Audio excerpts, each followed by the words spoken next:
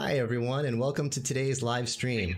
My name is David Maldo, and today we have a great bunch of people here to talk with you, but I'd like to start off by handing off to the man whose idea this was and the guy who did all the work, sending out the emails, getting everyone together. So in the spirits of Avengers, let me get rid of myself here.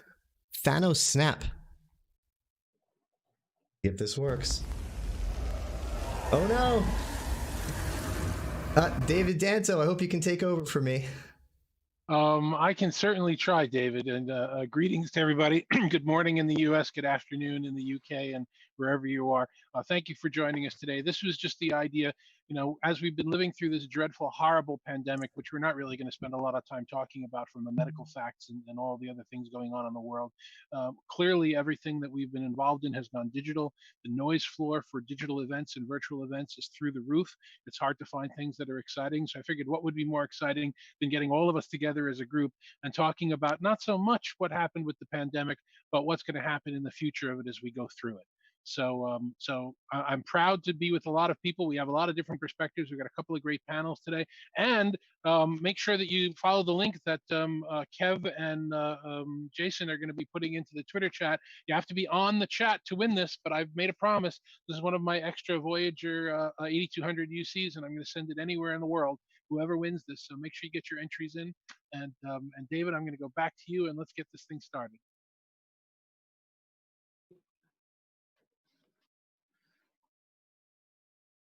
Don't hear you, David. Sorry. It's always tough to predict the future, so I wanted to start out by giving ourselves a little break by looking at old predictions of the future. So let's see what the 60s, this is just a 1 or 2 minute video, it's not going to take too long, thought about where we would be now and see how off they were, and then we might feel a little bit better about the predictions we're going to make today. A shopping trip at home using the interactive television screen is a vast catalog, reviewing the possibilities, narrowing the choices, comparing the products. If a selection is made, an electronic credit card triggers payment.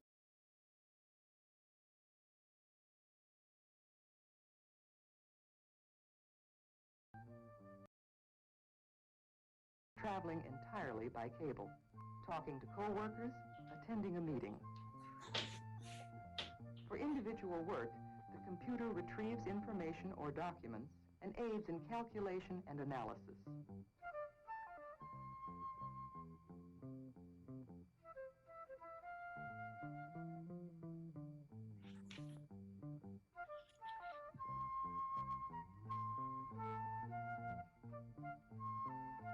What seems on the surface to be a technology of isolation may in fact be a medium for reintroducing the individual to the needs and pleasures of community involvement.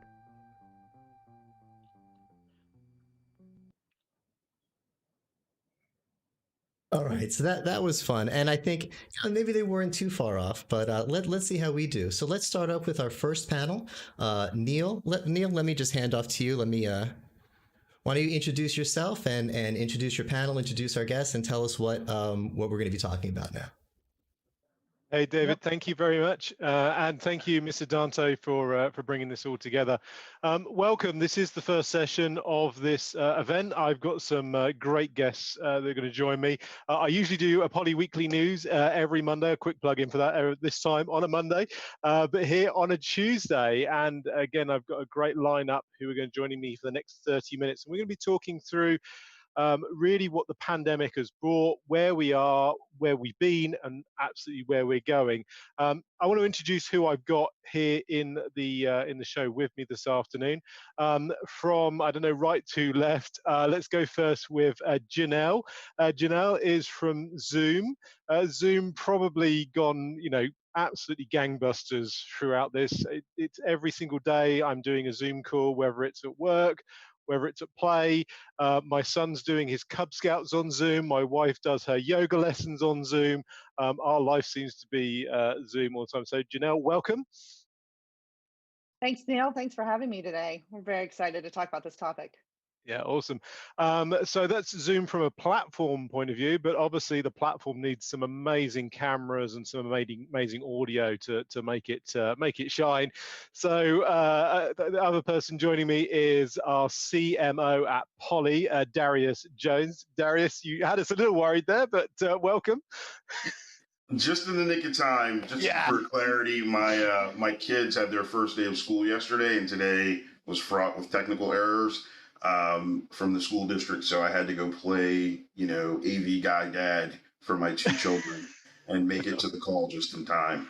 Great. Well, hopefully everything is working. And last but by no means least, we've got Noel Kennedy from one of our Poly partners here in the UK, taking these great platforms and these great products and actually delivering them to the customers.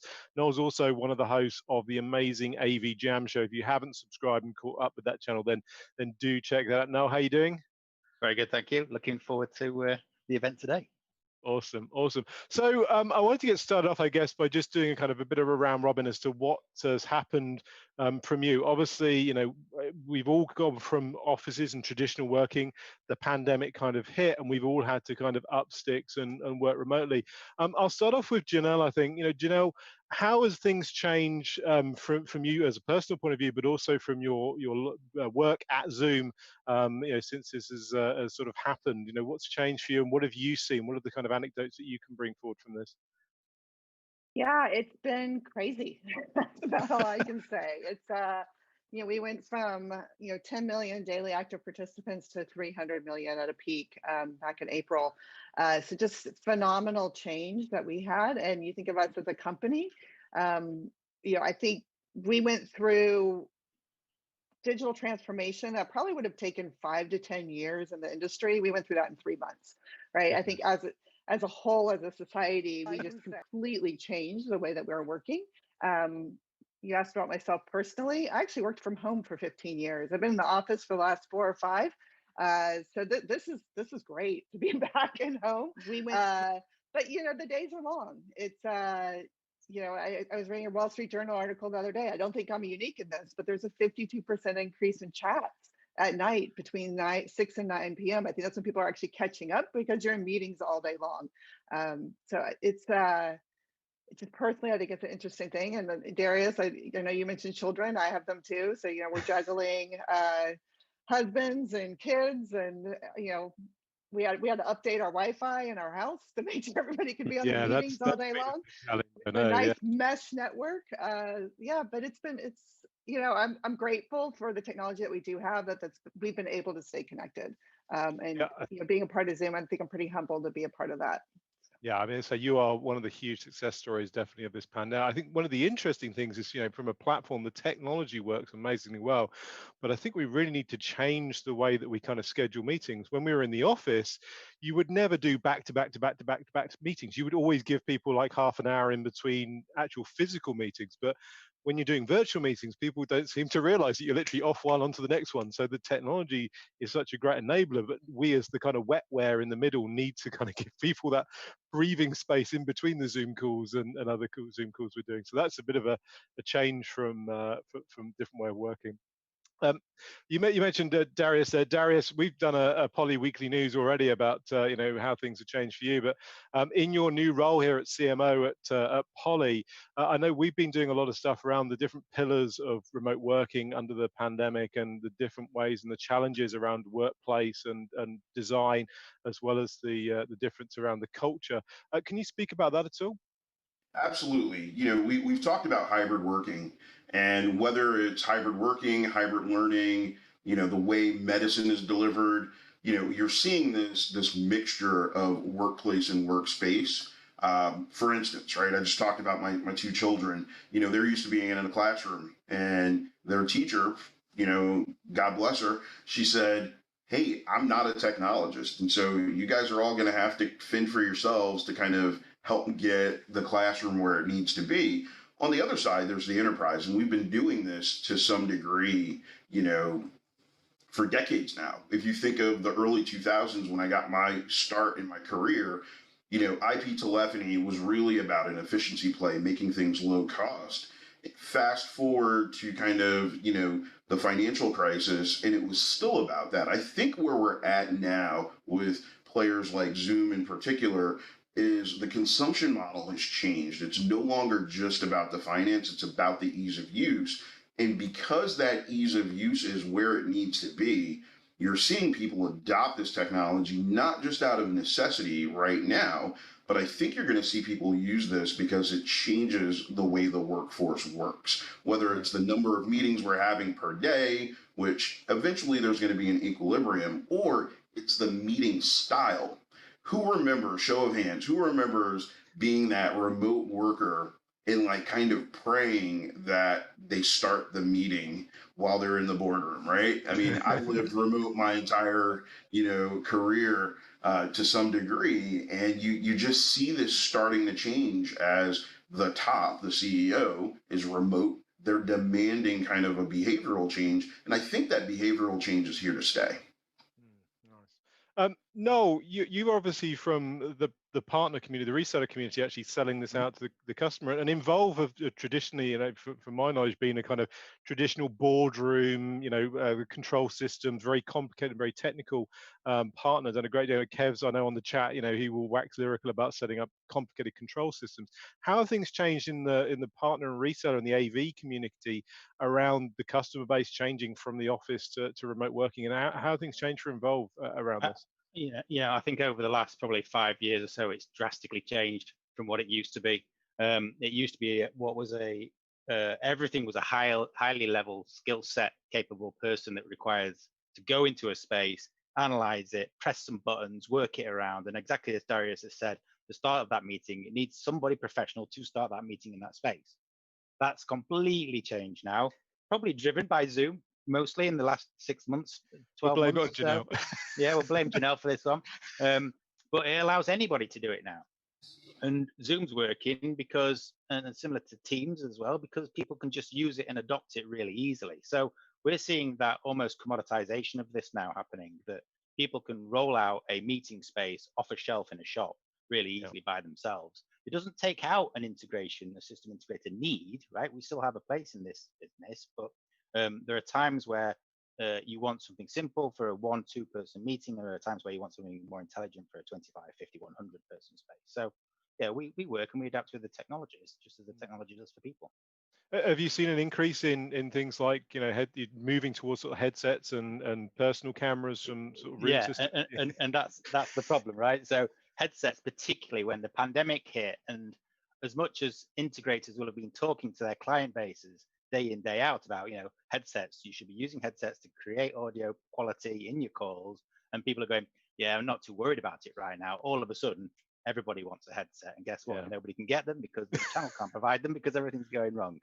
So yeah, we've dealt with that, and everybody's picking up as they go along. But headsets, webcams, and personal devices really are high sell at the moment. Nice. And what do you think, as we've kind of gone through, there's a great, we use at Polyglot, it's the survive, stay alive and thrive. The sort of like, everyone was in that panic stage. Now we're kind of the normal. And then what's the next stage going to be, do you think? I mean, do you think we're all going to go back to how it used to be? Or does Zoom kind of think that there is going to be this hybrid, new way of working with a mixed community of people at home and in the office and using technology to be able to interact between them? You've got to have that, right? I can't see any company who, unless there's a necessity for somebody to be actually physically in that space, that doesn't take that hybrid approach. It makes perfect sense. The capability, the technology, the connectivity is there and available now at a good price. Here's an interesting thought. Sorry. Go on, Janelle. I asked Janelle the question. I've got to keep order here. we all want to chime in on this one. Yeah, keep going. The Wall Street Journal there was an article I think 2 weeks ago on this, and they had done a lot of research, and 82% said that they'd go back to after we reopen that they'll allow remote working. So 82% are still going to have some remote working. 47% said they'll stay all remote. And 43% said they're going to have some flexibility. So, this is going to take a while, whether we get the vaccine or not, and when. It's all going to take a while. I mean, I hope we can all go back, but it's going to take a bit. So, I think you're seeing some really cool innovations on like you said, you're surviving now, but how do we thrive? And I think Yeah. there's a lot going on with, if you think about how do I whiteboard, right? How do I do that collaboration together? I think these at-home devices, we're working with Poly with X30, that you can just set up with, you can either set that up in a room and have it be a shared device, or you could set it up at home or your personal office and have that be dedicated just to you. There's a great demo of that on my YouTube channel, demoing the X30 with Zoom on your own video. Check that out. It's very cool, very cool. I think you're going to start to see that, right? People want to look really professional at home, and whether that's your lighting, your cameras, your headsets, I think that's where people are going right now and thriving. Yeah, Darius, you wanted to chime in on that? One of the pieces of food for thought that I wanted to add to the conversation was, look at the governments. Our governments are working virtually from home. Like, that's the last thing that I would think of. And so when I think of the continuum of 100% return to work and 100% work from home, I think there's going to be this kind of, chewy middle of 60 to 70% that are at home for some duration. Like, I couldn't imagine going into a 1,500 person office or a 300 person office and hearing someone sneeze incessantly. All right. Those days of going back to work sick are over. All right. The first time someone sneezes, they're going to go home. All right. And so I think, Janelle, I think you hit it on the head with the Wall Street Journal kind of numbers to support it. There's going to be this range, but it's when and how, right? People are going to, even if you're 100% in the office, they're going to have workplace flexibility so that people don't get other people sick, because we don't know how this is going to go. Right. Yeah, and you think about education right now. So my sister's a pediatrician. So in New Jersey, if you're sick, you have to go home, and you have to be home for at least 10 days, unless your doctor can diagnose you with something else. Your sibling also has to go home. And because you could be shedding this virus for up to 10 days, your sibling actually has to stay home for 24 days. Because they have to say you're 10 days and then the other 14 days. So how do you do this? We're going to be hybrid for a while. Yeah, I think it's absolutely true. I was going to say, Noel, how are you involved, with your staff? How are you kind of, are you guys back to the office? I mean, you do a lot of kind of government deployments in some large spaces. And because of that, we are a remote workforce involved, except for our NOC team, who clearly we went to protect straight away. So our office shut down. I remember I was supposed to be coming for a meeting at your office, and I had to sign a letter. So we didn't do it in the end. Yeah. No, exactly. So we've done that. The office now is open if you need to go, but it's on a need to go basis, right? So most of my team, the sales guys, don't need to go to the office unless we want to demo specific technology. But again, we can work with the vendors that we work with, and we can use their facilities, and we can make it work that way. So we've promoted that working anywhere method for many years now. It's just kind of unfortunate that it's a virus that's now started to drive that message. So the big businesses that are like the tankers that take that time to turn normally, they've flipped on the dime. So the NHS has suddenly said, okay, well, let's open it up, and we can do Zoom calls to the NHS now, where a year ago you couldn't at all. They would never think about that. Yeah. Exactly. So it's opened quite a few more doors for integrators across the board, really. Nice. I was going to ask, and you picked up on this point about you've had to upgrade your Wi-Fi at home, and I think this is a huge point, is the kind of at-home IT and IT. Traditionally you go into an office, and if it didn't work, you had someone to shout at. Now that's your kind of your husband or your wife, or whoever looks after your home network. My internet doesn't work. What do I do? I mean, what are we seeing with regards to kind of the challenges around technology? And we talked about setting up dedicated Zoom systems at home. How is the enterprise IT dealing with people's setups and enabling employees to work from home? I don't know who wants to take that one as a question. I'm happy to say that one. purely because we've been talking about this ourselves. We are seeing that requirement for supporting home users. So we can support technology, whether that's a corporate entity or whether that's somebody from a corporate business working from home, because the capability to connect the technology to our service is there and available. So we can tell if that expertise has gone offline. What we can't necessarily do, and what we have to be sure to make the people understand, is that we can't manage the Virgin internet connection or the broadband connection to the premise. So That there's a last little bit of mile. give and take. Yeah, exactly. There's the last mile stop that we can't handle. However, the capability's there for everybody now to manage that technology.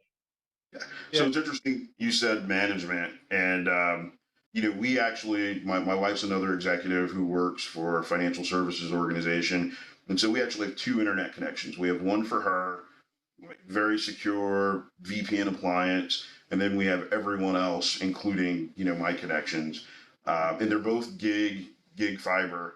But what was interesting, and I'll even share my personal experience today. They have my kids have the best of what Poly offers on their head. They have a great camera experience, and they have a great laptop experience.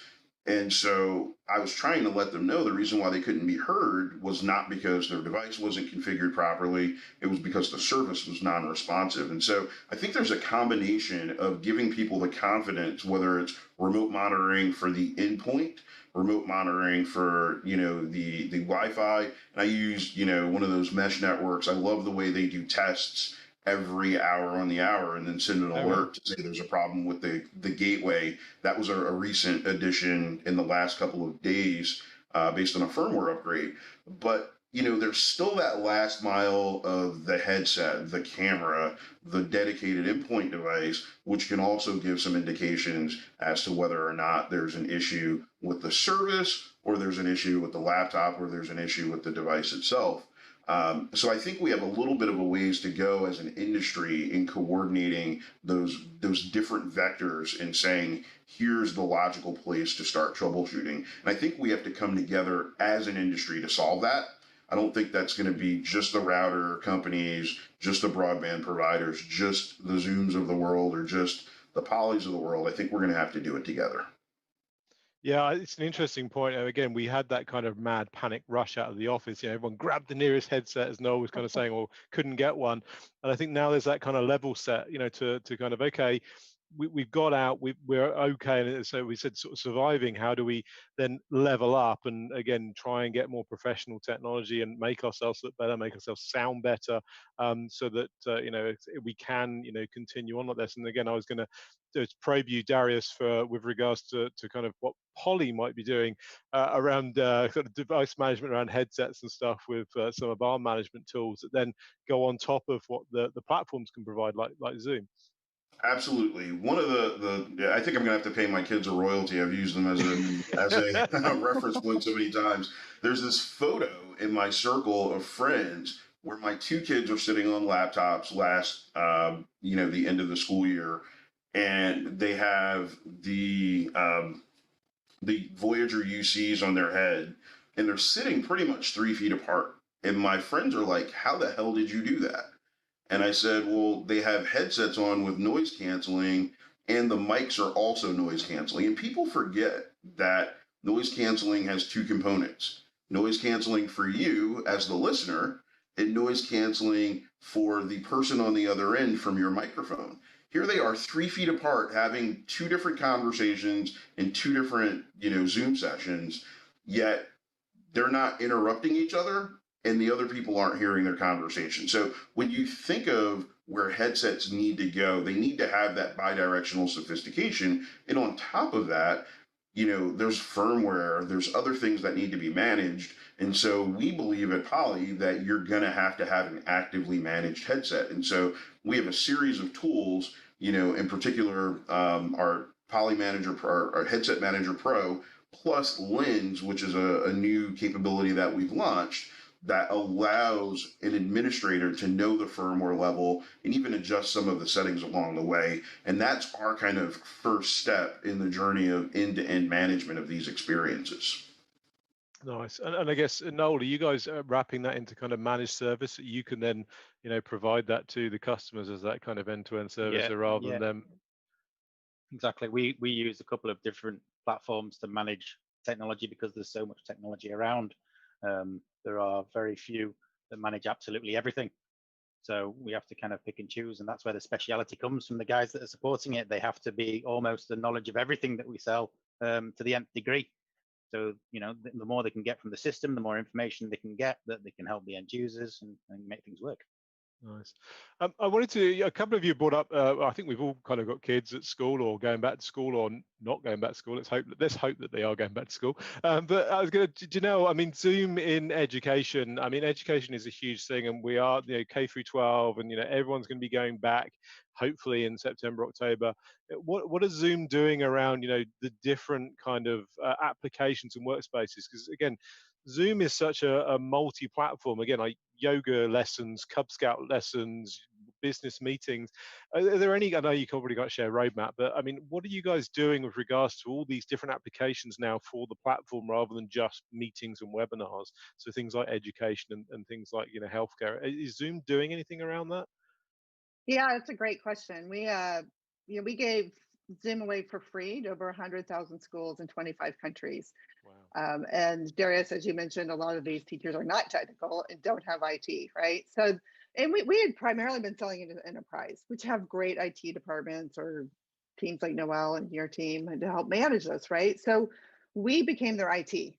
So you think about our 90-day security freeze that we had. We went through and did just a huge amount of work of making sure that people could easily secure the meetings. We did things like changing the security icon in the meeting, making it at your fingertips that you can expel somebody from a meeting. You can turn on or off their video. You can decide who can annotate, who cannot. We upgraded our encryption level to GCM, 256 AES GCM. So we did a lot around security. Yeah, I We was also did a lot you around guys education. you guys So the flipped remote, so quickly around that. You really took that bull by the horns and really flipped that security thing and went to town and really doubled down on that. Sorry, I didn't mean to interrupt you, but it was really impressive how, you know, obviously, you know, there were some challenges, but Zoom really did come, you know, back and, you know, fixed all those issues and made it 10 times better as well. Sorry, yeah, and I think hopefully leading the industry now, right? We made a key acquisition, Keybase, to work on our end-to-end encryption. Just the hiring that we've done in this area, and it's a real focal point for us going forward. It's changed our culture forever, that's for sure.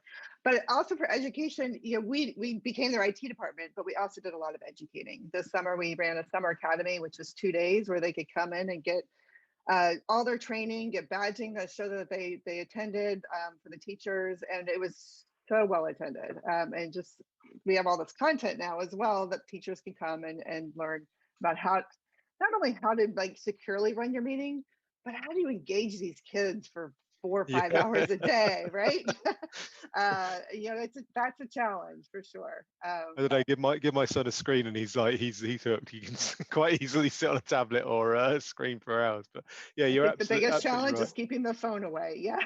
Yeah, exactly. I was going to ask Darius. I know, you know, we've been doing a lot of stuff, and we've had a quite. I don't know if we're allowed to talk about it actually, but we've had a very successful win in the education space. If we are, then I'll let you talk about it. If not, then I'll shut up. But we've got some presenter tracking and some machine learning that we've got on the cameras, which has been, you know, amazing for the classroom. Do you want to talk around that and how that's really going to revolutionize things as we go back to school? Absolutely. Once again, I won't use the kids, but I'll use education as the reference point. Last year, I did a machine learning kind of discovery day for STEM at my local educational group, in particular the Board of Ed. And little did I know, you know, months later, they'd be interested in it. They were quite interested in the fact that we use, you know, computer vision to track, you know, the presenter, and we do all the processing in camera. And so what you see on the other end is a very well orchestrated kind of, you know, panning and zooming, what Tom Puro calls easing. But it's the concept of being able to follow a speaker and not doing jump cuts to where they move, where it's kind of rigid and it looks like a machine is doing it. Instead, it's very theatrical, comes in and out of, you know, of not focus, but depth, and, you know, follows the user in a very natural way. One of the things, and we haven't released this yet, but, you know, I'll give you a preview. Giving away secrets. Yeah, one of the things that makes this a very compelling feature is not just the experience for the end user on the other side, which is a very nice kind of cinematography effect. What it really does is it gives the teacher confidence to be able to walk around their workspace in a very natural way. If you're used to moving over to the whiteboard and gesturing at it, then you should continue to do that if you have the ability to. So we're really trying to make this as seamless and as natural as possible in as many kind of environments as possible. And the one thing that I thought was really interesting, and people started to notice it as we started to demo, it works with or without a mask on. Yeah, that's been great. The fact that it works with a mask. I mean, that was a real surprise when someone actually picked it up and tried it, and it actually worked. It's pretty amazing. Absolutely.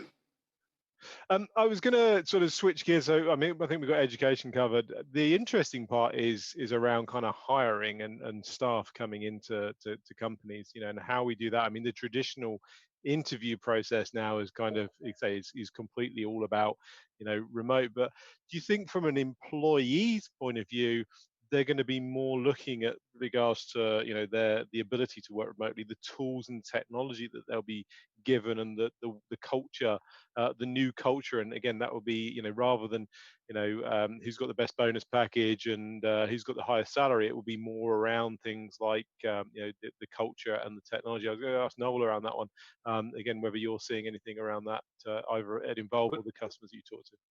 Yeah, we've taken on one or two people, I think, over this time at Involve. They were interviewed via video, but we would have done that by default anyway, right. Regardless of what was going on. And I think those interviews probably started when Skype was around, right? People started using Skype as that first point of contact for the interviews. It's just the way it is. In terms of going forwards, you know, if people are looking at positions at companies, undoubtedly they're going to want to have that technical capability, that technology available to them to do the job from anywhere. Why wouldn't you? Why would you want to be stuck in an office to do the same job that you could do working from home, and probably more effective doing it? It allows the business to be more flexible, offer a better working environment, I would suggest, in many respects, and have some capability. So yeah, I think you'll see that perhaps that swing from, hey, my car allowance is £1,000. Can I swap that instead to a working from home allowance and do that? Because I don't really Jason need to wouldn't go do that anywhere. on his Tesla. Jason wouldn't give up his No, Tesla no, to work from home. I know he's in the chat, so we'll see what that stirs up. But no, I think you're absolutely right. I'm yeah, going you know, to be a little provocative. I think people will judge, you know, all things being equal. I think, you know, the incoming new college hire will likely say, I'm going to only work at companies who support this. I've already talked to a couple of new college hires. They've said no to organizations who insisted that they move at the end of the pandemic. And I think, you know, as long as it's still a buyer's market, for jobs, which, you know, despite the economies having challenges, it's still a buyer's market. I think you're going to see companies use this as a recruiting tactic, hardcore, and it will be the difference between the winners and losers. Do you have a great work at home package? Are you effective in leading and nurturing employees at distance? I think that'll be one of the questions. Janelle, Zoom, what are you seeing at Zoom? I mean, you have a pretty, I mean, you've won numerous awards about being, you know, Employer of the Year and around the world. You have some great employee, you know, perks and opportunities. But I mean, again, has anything changed at Zoom? As an employee of Zoom, how do you find it?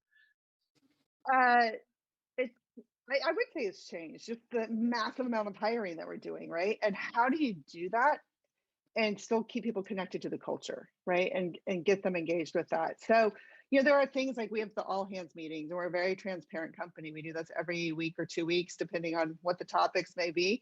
Anybody can, you know, anonymously submit questions, and Eric and the executive team will, you know, answer those. Training, right? How do you get your salespeople up and ramped and knowing these products when they're all remote?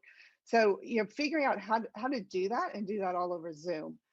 You know, I think that's, you know, we're leading the way with that. And I think you're really making sure people stay connected, and whether that's through, you know, chat, your team meetings, you know, my team, we have not only our formal team meetings, but we have just a half-hour check-in every single day. Half my team is new since March, right? And they've all joined remotely. So how do they stay connected and do that? And sometimes we have, you know, guest speakers come in or certain topics, but sometimes it's just, you know, how was your weekend? And we play some fun games. Really just try to connect and build that teamwork on a personal level with that. But Darius, I think you brought up an interesting point of, these younger employees saying, hey, I want to work from anywhere. And I think certainly there's cost of living, there's tax implications that people are looking at, what can I do there? But it's going to be interesting when we go back, because I do believe that if you're wanting to move up that ladder in corporate, it's not as easy to do when you're remote. If you're in headquarters and you're there, you're getting the mentorship, you're learning from these higher executives every day. So I think it's going to be interesting when we all go back, right, to some extent. I think there'll still be some flexibility with that, but who will stay remote and who will say, no, I'm young in my career and I want to be moving up, and I want to come back into headquarters. It'll be interesting to see. That's clearly where I've gone wrong, being a sole remote worker. That's obviously why I'm not the new CEO of Poly, clearly. Just we talked about employees. From an employer point of view, real estate. I mean, do we see that this is going to be an opportunity that companies are going to reevaluate their real estate and say, actually, we had multiple locations in a country or in a geography. Can we consolidate that? Do we need this much real estate? Can we consolidate that down and look to reduce that and have that cost saving? I don't know who wants to pick that one up. We've seen that with Barclays, right, in London recently. So yeah, that's going to happen from all the big businesses. A few years back, for my sins, I worked at Ricoh, and they went back into workplace services. They were cutting building space down in a sensible way because they were managing that. A load of employees all over the country, all over the world, and trying to pocket that into a more sensible building environment, which is exactly what people are now doing today. So yeah, it's there already.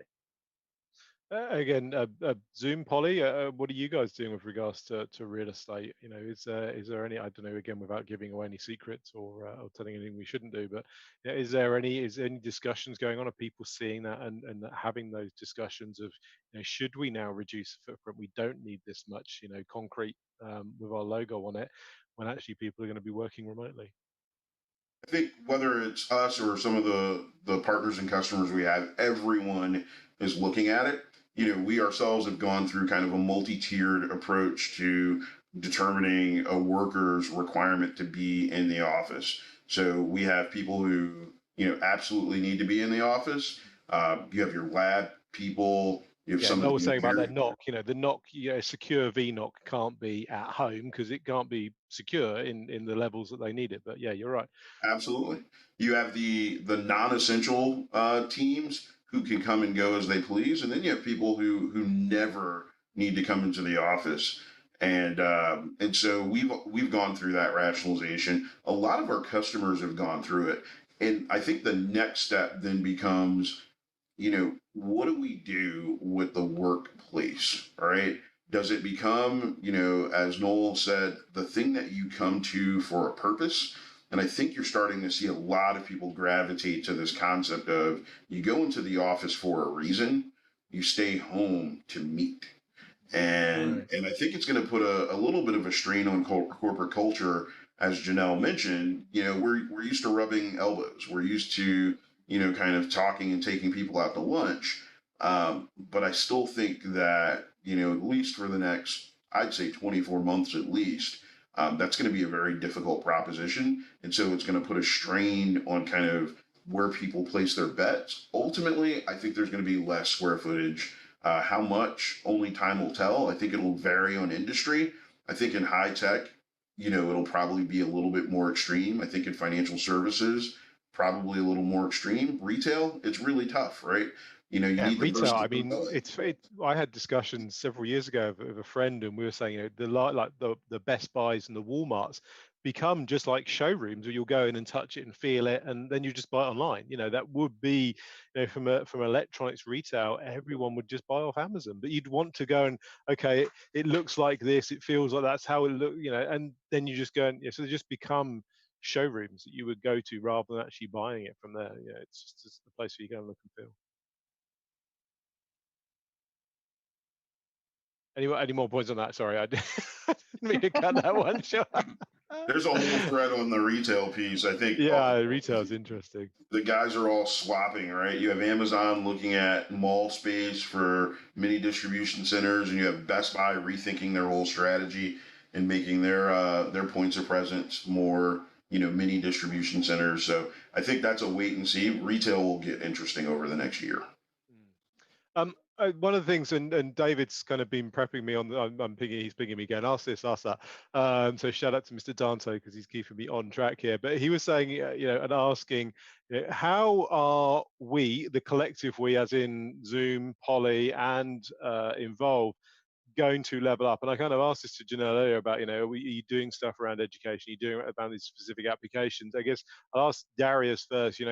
What are Poly doing to take it one level up? To really give people that great experience. So it's not just good enough, that we can get that great experience at home and be heard and be seen. What are Poly doing, and then what are Zoom doing, and then again, how can Involve then take that out to the customers and provide that to the customers as a service? So Darius, do you want to take that one first? Absolutely.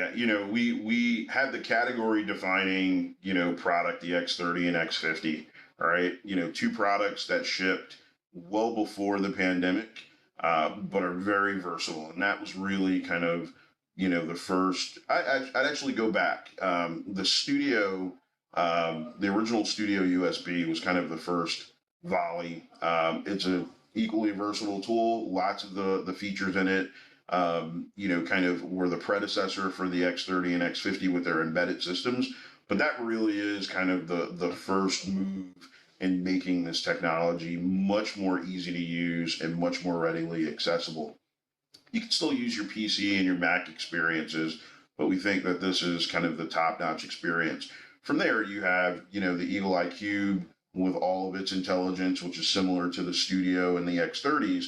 And then you have this immense portfolio. And I mean, I sometimes look at it and I'm like, we have a lot of headsets. We have a headset pretty much for every use case, including helping. You ever watch Top Gun? There's the guys with the big headphones on and they go like this. I mean, that's one of our headsets, right? So yeah, I have my wall of headsets over here. Mr. Dunn, you missed it earlier because you joined late. I mean, on time. But David was actually before you joined. We were talking about the fact that everyone is different. Some people like in ear, some people like over the ear, some people like stereo, some people like mono. I've got a stereo, but I always keep one ear off, because then I've got the sort of better space surrounding. I've got decks because I'm on the third floor of our house and I can go down and make a coffee. But some people, and again, you've got the small over the ear. So we do have a lot of headsets, but that's because everyone is different and no one is the same. And if we just made a single headset, then we probably wouldn't sell that. We've got a trucker's headset. We were joking about that, the 10-4, this special thing for truckers, So everyone is different and everyone needs a different headset. Sorry to interrupt you there, Darius. Absolutely. So you hit the punchline, right? You can make three really great headsets, but they're not going to appeal to everyone, and there's always going to be a deficiency. And I think our approach of making a headset essentially for every use case is just unique in the industry. And I think it really is how we've leveled up as a company and will continue to level up between the variety of video experiences and the variety of audio experiences from room to personal. I think we're going to cover the market opportunity and provide the best experience for the use case. So I'm smiling because I know what's coming. So, but I won't say anything about that. Janelle, you've already done the kind of virtual backgrounds and kind of started that whole craze off. And I saw it. And you were, I don't know again whether I'm going to throw you under the bus here, but you were showing off some new funky stuff the other day. I don't know. Can you show us? Was that secret or was that? I probably should have checked all this before we went on, but. You had some... No, that's not a secret at all. We can okay, still, look at this. We can have some do some funky stuff here. Yeah, so filters. These are new video filters that just came out, and you can play with these. And they're fun, right? They're just a great way to interact. In their meetings, we also have more reactions, which is amazing to watch how people have been using that. We've had claps and thumbs up. Now you got smiley faces, party hats. It's just a fun way to be interactive in those meetings. So, certainly we're focused on, that human element of it, but certainly the quality and ease of use. And then, of course, I think just working with our partners, and whether that's software partners on our platform, who are using Zoom to integrate, video into their own products. You're kind of seeing this video first economy that's really starting to emerge from our platform play, to working with our hardware partners like you guys, coming up with really great solutions for when we do go back to the office and for work for home. So we have the Zoom for Home initiative, which is new. And then I would also say, I'm going to plug here on my Zoom phone, just absolutely phenomenal. And if you think about people needing to work from anywhere, right? I can't just have my desk phone at my desk. I need to be able to take this wherever I go. I need my business identity, my business phone number. And you talk about education or doctors, right? You certainly don't want to be giving out your personal cell phone. It's illegal in a lot of places. You can't do that. So, right. So you need to be able to have that cloud phone capability wherever you are. And this week we just announced that we are now in over 40 countries available for this. So just phenomenal growth in the Zoom Phone product as well. Yeah, I remember I was talking to, we had Jeff Smith of Zoom Rooms on my weekly show. If you haven't seen that one, check it out. It's on the back catalogue. But he was talking again around the innovations you guys are doing around kind of touchless as well in the meeting room. So the ability to start the meeting on your phone and then transfer it to the kind of proximity joining with the Zoom app on the phone to the Zoom room as well, which is hugely... Being able to have everything on your phone as the controller, absolutely. I think more voice commands you're going to be seeing, digital signage and wayfinding with scheduling displays. You can't have too many people in one room at a time. So there are teams working on all of this. For sure. And I'm sure there'll be some great hardware to run it on from Poly, but we won't talk about that. Noel, what's going on? How is Involve going to again change the game and make sure that the customers are enabled? What are you guys doing with regards to services and products that you are taking to market to the customers and moving it forward? Yeah, so for us, as it's pretty much always been, everything starts with the lab testing. So our engineers take things apart, make sure it works, and there's confidence to actually take those products out to sale. The vendors traditionally can market whatever they want. We make sure that what they're saying is true. And then once we can do that, you've got a section of technology here that we take for granted in most respects because we all kind of understand how technology works. But we've got an educational piece around things as well now. So if we've got a company who's deploying Zoom Rooms, Zoom whatever across the board, it's deploying Teams across the board. Not every single user is the same. The capability that they have, the knowledge that they have, and everything that sits in place, we can now step in there and help everybody rather than just give them something and expect them to know how to use it. So there's no one size fits all for technology. There's no one size fits all for learning. We hope to bring all of that together so we can make sure that everybody works as an equal participant really in the calls. And I think, again, you talk about Zoom around that. One of the other interesting points recently was, I think I was on holiday, so I'm hoping this is all public, but there's now the hardware as a service from Zoom that is available that you can pick up. And again, another new and innovative purchasing model. So it's not the old day of, CapEx and, we buy the hardware, sweat the asset, the hardware and all the rest of it, but being able to buy that as a service, as an OpEx model and consume that, the best platform with the best hardware through the best integrator through Involve. And we're seeing a lot of that recently. That kind of different model for purchasing. It's a little bit more familiar to people nowadays. That's how they get their Netflix. That's how their Amazon Prime subscription runs. That's how everything runs. So that's definitely a more accessible route for people. Cool. Well, before I hand this back over to Mr. Maldo to throw the levers, Darius, where can people find out more around the amazing Poly hardware, software, and solutions? Poly.com. And if you're interested in work at home, it's the first topic on the website. Very cool. Janelle, I probably don't even need to ask because it's at every billboard in every train station. I say every airport, but no one's at the airports anymore. Terminal 5 in London was like Zoom all over it. I hope you got a reduction on those adverts. Where can people find out more around Zoom and connect with you guys? Yeah, it's just visit us at zoom.com. Simple and easy. Noel, where can we hear more about you and Involve? So, me on Twitter, I'm Noel on Tech on Twitter, www.involve.vc, and my AV Jam friends are obviously on Twitter as well at AV Jam UK. and doing an amazing job in the chat. So shout out to Mr. Jason Ward and to Mr. Kevin Talbot as well on the chat, doing a great job. And if you want to get more of me, I do a weekly news show every Monday on YouTube. Check me out. The easiest way to find me is just to Google Neil Polly.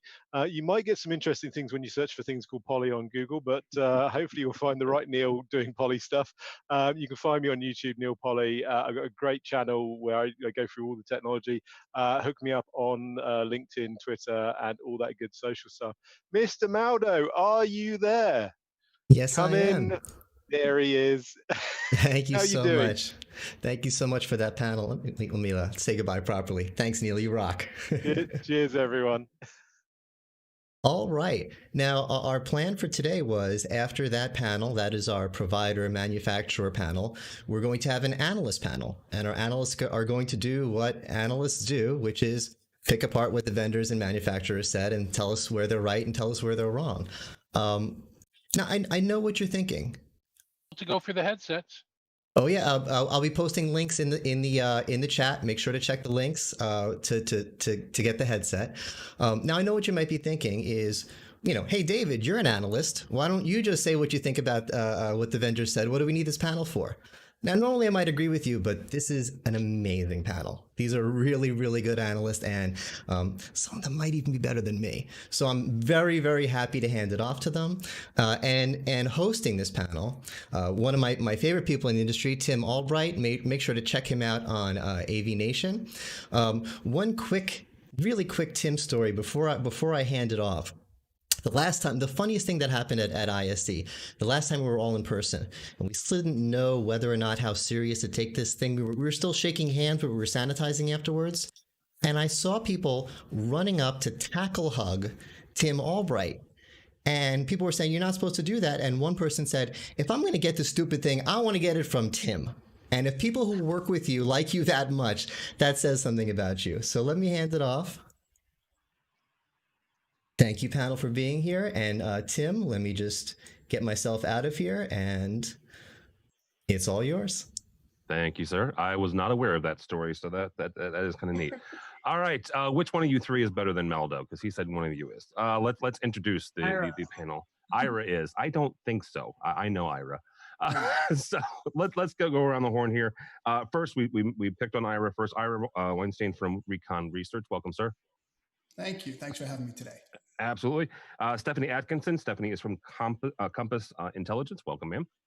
Good morning. And last but not least, Maribel Lopez from Lopez Research. Welcome, ma'am. Hello. So we heard the manufacturers and the providers. A couple of interesting tidbits out of there. First and foremost, the fact that not only does Zoom give away 100,000 licenses to 100,000 schools, but the fact that they jumped from 10 million to 300 million daily instances over the course of March and April was absolutely fascinating. I want to start with you, Maribel, actually first on this. What have we seen, both from the manufacturer, but also from the, let's call them software providers or cloud providers, changed in the last 4 to 5 months that maybe we didn't see coming, and that's going to stick around for the next foreseeable future? For the manufacturers specifically? Manufacturers as well as the software providers. I'm going to put Zoom kind of in a software provider bucket. Two things really. We saw obviously an incredible scaling of their cloud infrastructure. That had to happen. So whether you were ready or not. The other thing that we saw was a much broader emphasis on ease of use for the employees, but trying to balance that with security. I mean, Janelle mentioned it. They had to really change their security portfolio overnight, and that actually started to make them look a little more like everybody else. So while everybody else was trying to do ease of use, Zoom was trying to do security. So the big thing I think we've seen in the past 3 months has been, how do we balance those two? And how do we create a scalable service that can go to 300 million users sort of simultaneously using it? That was no small feat. Yeah, absolutely. Ira, same kind of question though. She mentioned the fact that Zoom was already ease of use, and they moved to security through a couple of acquisitions, as well as adjusting their own backend software. From a hardware maybe standpoint, what have we seen folks? How have we seen folks kind of adjust and change in the last 3 months that most likely are going to stick around even beyond 2020. Well, Tim, also, I'd like to jump in on that prior topic too. Yep. When I think about what happened to the providers, they kind of converted from a collaboration service almost into a utility. We all expect power. We all expect, electricity. We all expect water in our homes. Well, we've gotten to a point now where we kind of all expect collaboration. And that's an amazing change. It is no longer optional to be able to Zoom or WebEx or whatever. And that is the first time we've seen that as an industry. It's changed the expectation of the users, and frankly, it's changed the burden on the providers. I wanted to point that out, and the utility discussion is something that, frankly, I don't think we were ready for. I think the providers did really well. But jumping back to your question about devices, if you're talking about devices at home, I think people went through phases of purchasing on their devices, right? I mean, the devices started off as whatever I have. Which is an interesting concept. We talk about the impulse buy, we talk about the compliant buy and the strategic buy. Well, it started out before that. It was the whatever I have. When that didn't work, they bought whatever they could find. When that didn't work, they bought whatever was better. And now I think we're in this fascinating phase where people are saying, now I need to buy what's the right thing. So we've had this really weird device curve, Tim, and money has been spent, devices have been shipped, and we're still optimizing. Well, hang on for a second, because I want to go down this road a little bit. There's still a supply chain issue where there's sometimes that first month you couldn't find a webcam to save your life, and if you could, you were going to pay upwards of 10x for it, right? Whether that was eBay or what have you. But are you sure that we're in that phase now where we're able to kind of sit back and leisurely compare, what I need and what's better and best? Or are we still in a situation where we're still waiting for products to get to our shores, regardless of what your store is, and so we can have that freedom? So the answer is it's opening up, but you're correct. It's not perfect yet. We still have stocking issues. And interestingly enough, the vendors creating these solutions, companies like Poly, they're battling components, not just their own manufacturing capability. They need the device pieces to be able to build the device. But I can tell you it's getting better. And the vendors are focusing, again, back to this utility discussion, get key providers what they need, get the hospitals the technology, get the government the technology. It's not a rationing, it's a prioritization. And I think the industry's never seen that either, where we have so many needs and not enough technology to fulfill it. It blows the mind how many changes we've seen in the last couple of months. Yeah, Ira and Tim, one of the interesting things we've been talking about is this concept from moving from remote light to remote right, which you were just getting at. It's like you got whatever you could find. And now I think when we're moving to remote right, or even the return to hybrid work, there's a sense of trying to figure out what is the right portfolio of devices for the type of work you're going to be doing and the type of location you're going to be in. And I've been talking a lot about this concept of, we're moving from, say, a network of buildings to many networks of one, basically. And we all need different things. So what are your acoustics? What's your broadband? What kind of camera should you have? And how does that change versus whether or not you're at home, you're at the office, or you're actually nomadic? At some point in time, we'll go back to people traveling and doing other things. But that remote light to remote right is really, I think, the thinking that a lot of enterprise IT organizations are going through now. And I don't know about you, but I'm on my 4th set of lights now. And I still can't get the right ones that are either the right quality, the right lighting. So it's a real issue for a lot of organizations, I believe. If I was doing this at my desk, I would say I would agree with you. But here in the studio, I'm a little spoiled. I have got a 4-point lighting system in here. One of them hitting the green screen behind me. Stephanie, let's bring you in on this. Same kind of question here is what have we seen adjust from both manufacturers as well as soft codecs and software companies in general that will most likely stick around after 2021? I think the big shift for all of us is you rewind it back 4 or 5 months ago when we set up a meeting, a call, or whatever it was. You just assumed that your video was not going to be on. You just assumed that it was going to be just a regular conference call, 3-way call. Maybe you had a conference bridge, right? Now it's like we as well, what on the, I'll answer the software side in just a second, but we are now assuming that almost everything that we have that we're scheduling today, that video is on. That's a big shift. And, are you prepared? Do you have the right lighting? I think it's table stakes when you think about the equipment, right? From an equipment perspective, it was, do we have connectivity? Do we have a laptop and a camera? That's like table stakes, right?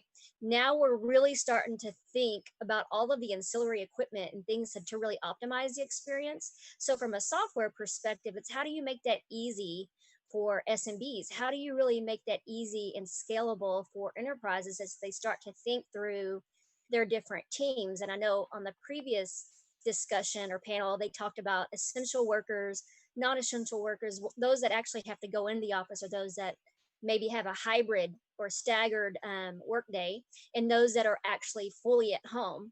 So I think from a go-to-market perspective, we have to start really thinking through the end customer, the end user, whether they're a school, a city, or an enterprise or an SMB, and really think through those use cases and what their day-to-day work activities are. And I think that shift is big.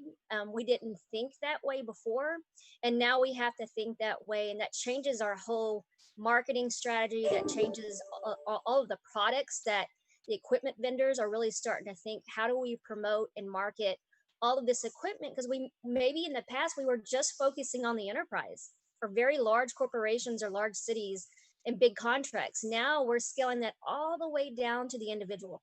That's a very big shift from a go-to-market perspective and a product development perspective, and how you kind of really think through those features. So that's huge for our industry, and especially as analysts who always work from home.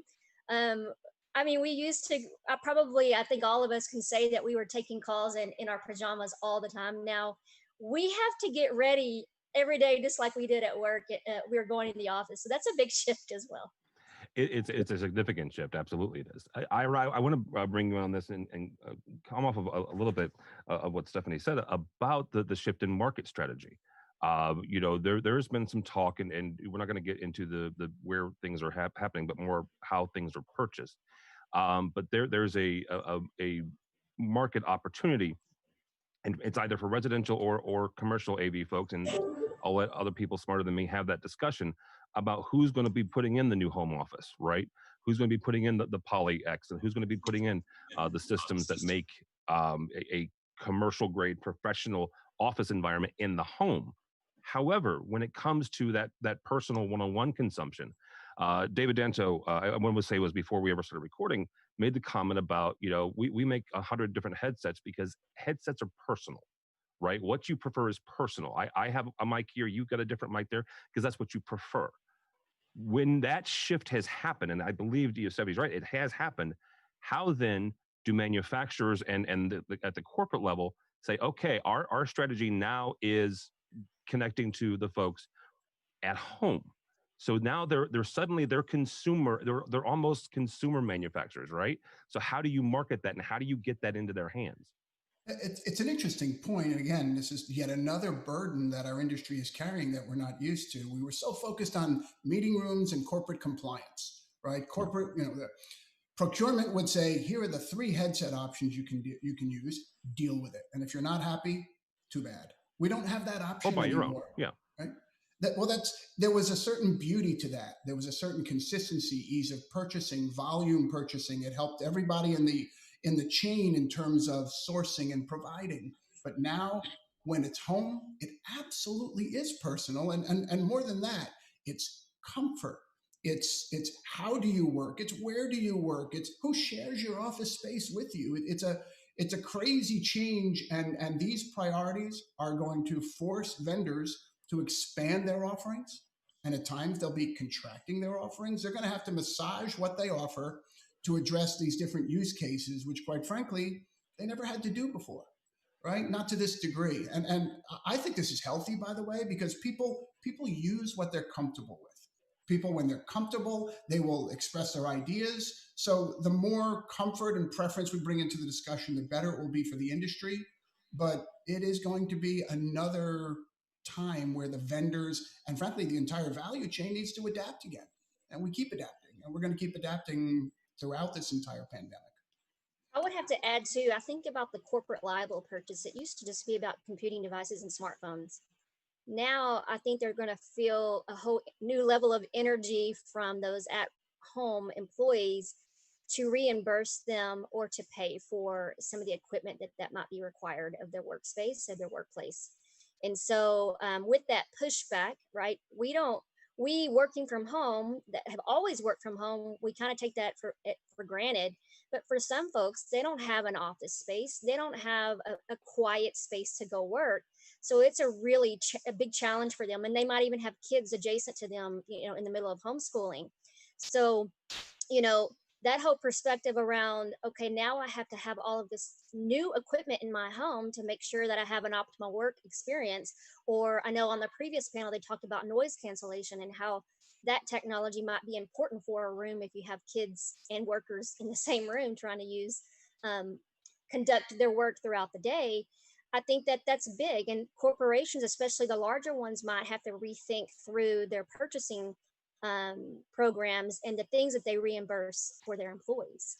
That might be new. Tim, if I can jump in on that too, we just completed a survey of 1,400 information workers who were working in the office and are now working at home. And 25% of these information workers said that their companies were reimbursing them to some degree for their work at home technology. Flip that over, 75% are not. So this is a new burden for them. They have to figure out, what do I buy? What do I spend it on? And frankly, is it a good spend for me personally versus the company? Never had that before either.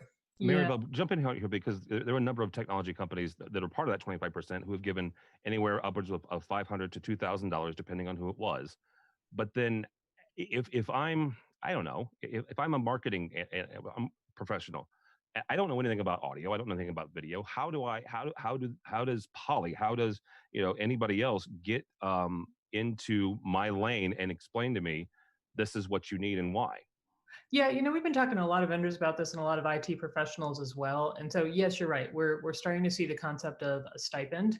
To Stephanie's point and Ira's point, we do have to start to provide a pack of, if you're going to be a work-at-home employee, here's what your pack is, because IT needs some consistency around what they're monitoring and managing. On the vendor side, we're starting to see this concept of you need to act more like a consumer company and have plug-and-play hardware. It can't be a thing where you're typing in, a string of 15 numbers to get a call going. That's just not going to work anymore, right? It never worked when we were in the office. We always had to call somebody to help us out. It's not going to work when people are at home. So one of the, back on that usability that we were talking about earlier, that is the big thing. Now, part of that has to be that they're basically tapping in and having some understanding of where the problem is.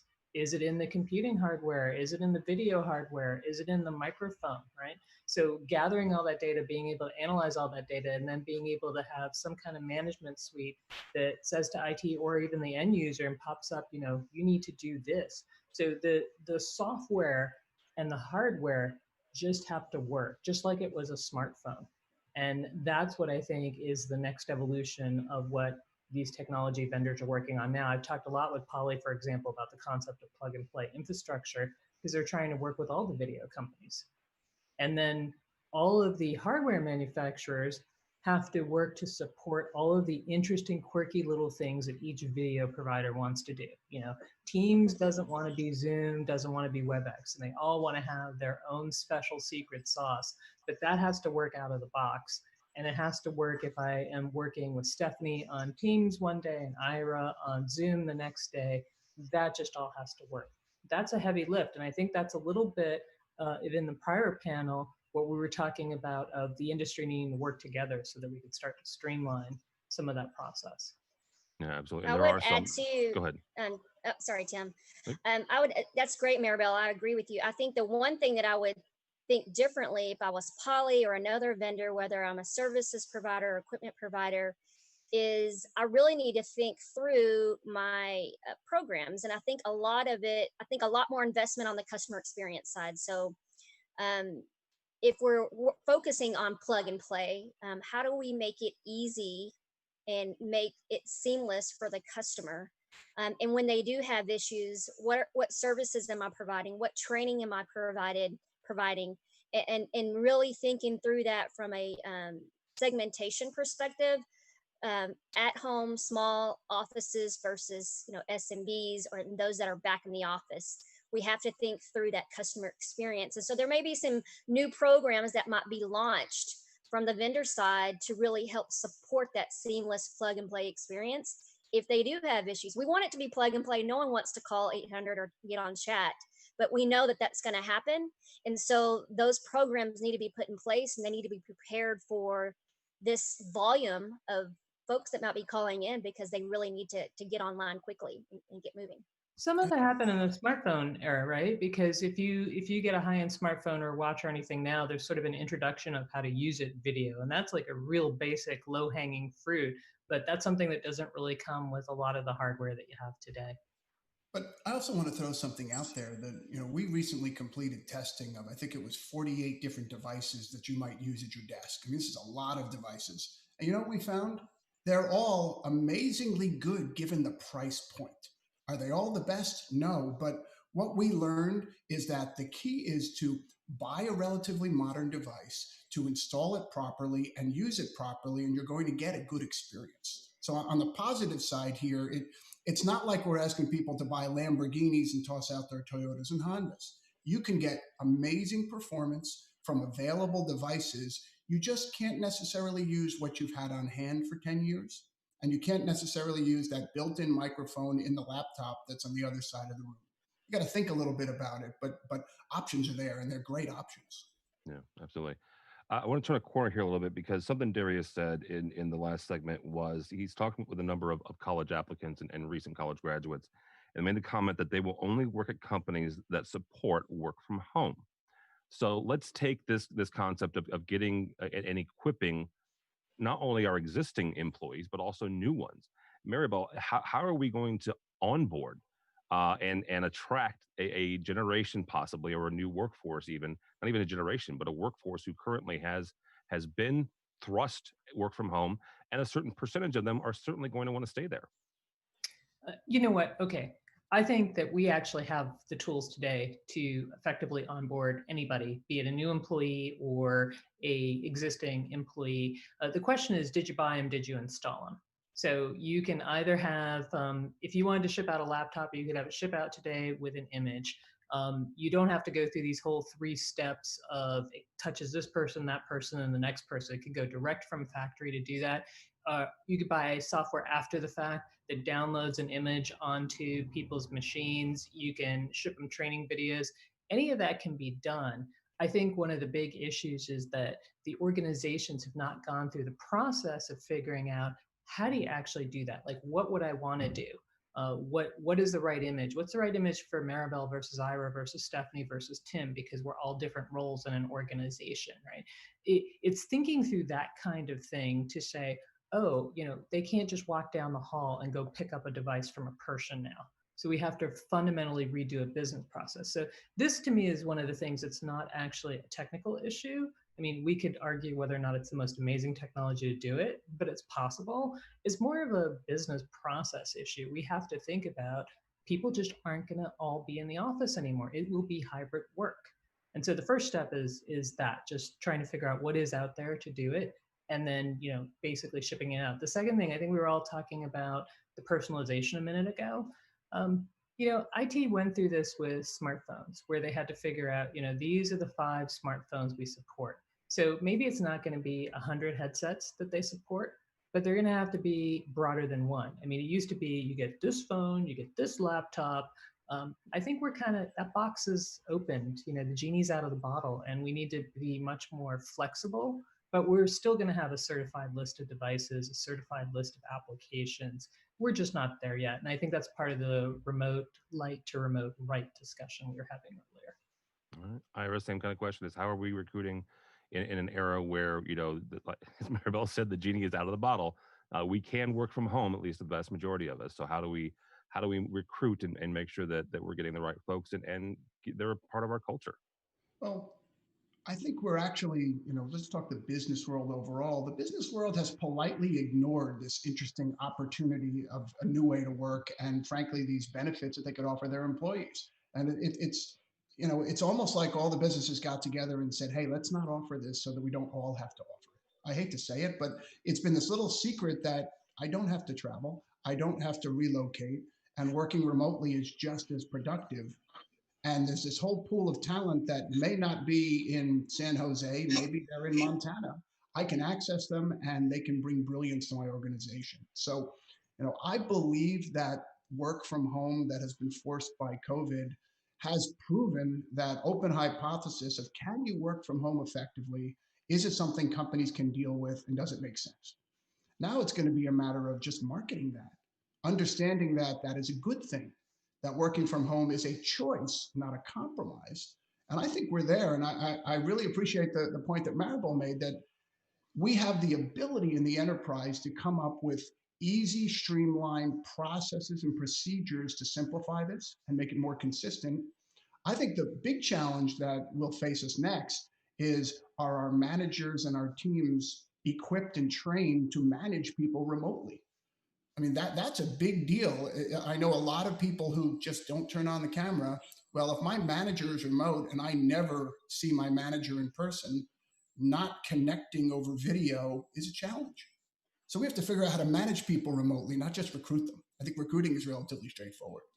All right. Well, Stephanie, then how do we manage them? How do we not re-educate, but further educate the current managers that are on the floor now, whether or not they're on a physical, office floor or they have a team that they now have to learn how to remotely manage. Maybe it's something that they've never done before.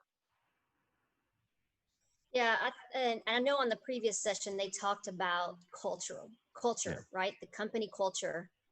And how do you really reflect that in a remote way as you're maybe performing new team building, new training, the onboarding process? And I think that we have to think through our materials, our delivery, our programs, and maybe they were definitely more face to face in the past.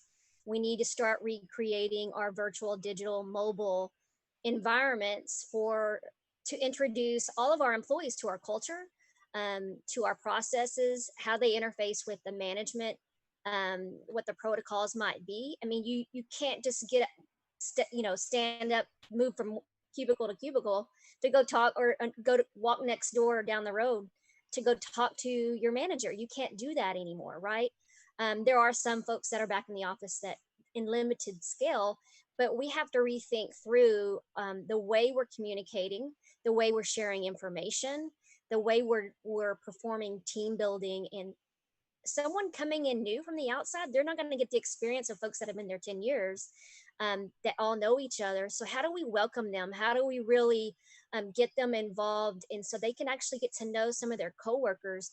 You think about the different types of positions. If you're working on a position that it's really independent and not necessarily team oriented, you still want to have them put into a place to where they get to know their fellow workers. And so I think that that's a challenge because we are such physical creatures. We want to see these people face to face, not just over a screen. So I think that HR departments, managers, executive staff really need to think through how they reprogram and change things to really help facilitate someone new versus someone who's been around for a while.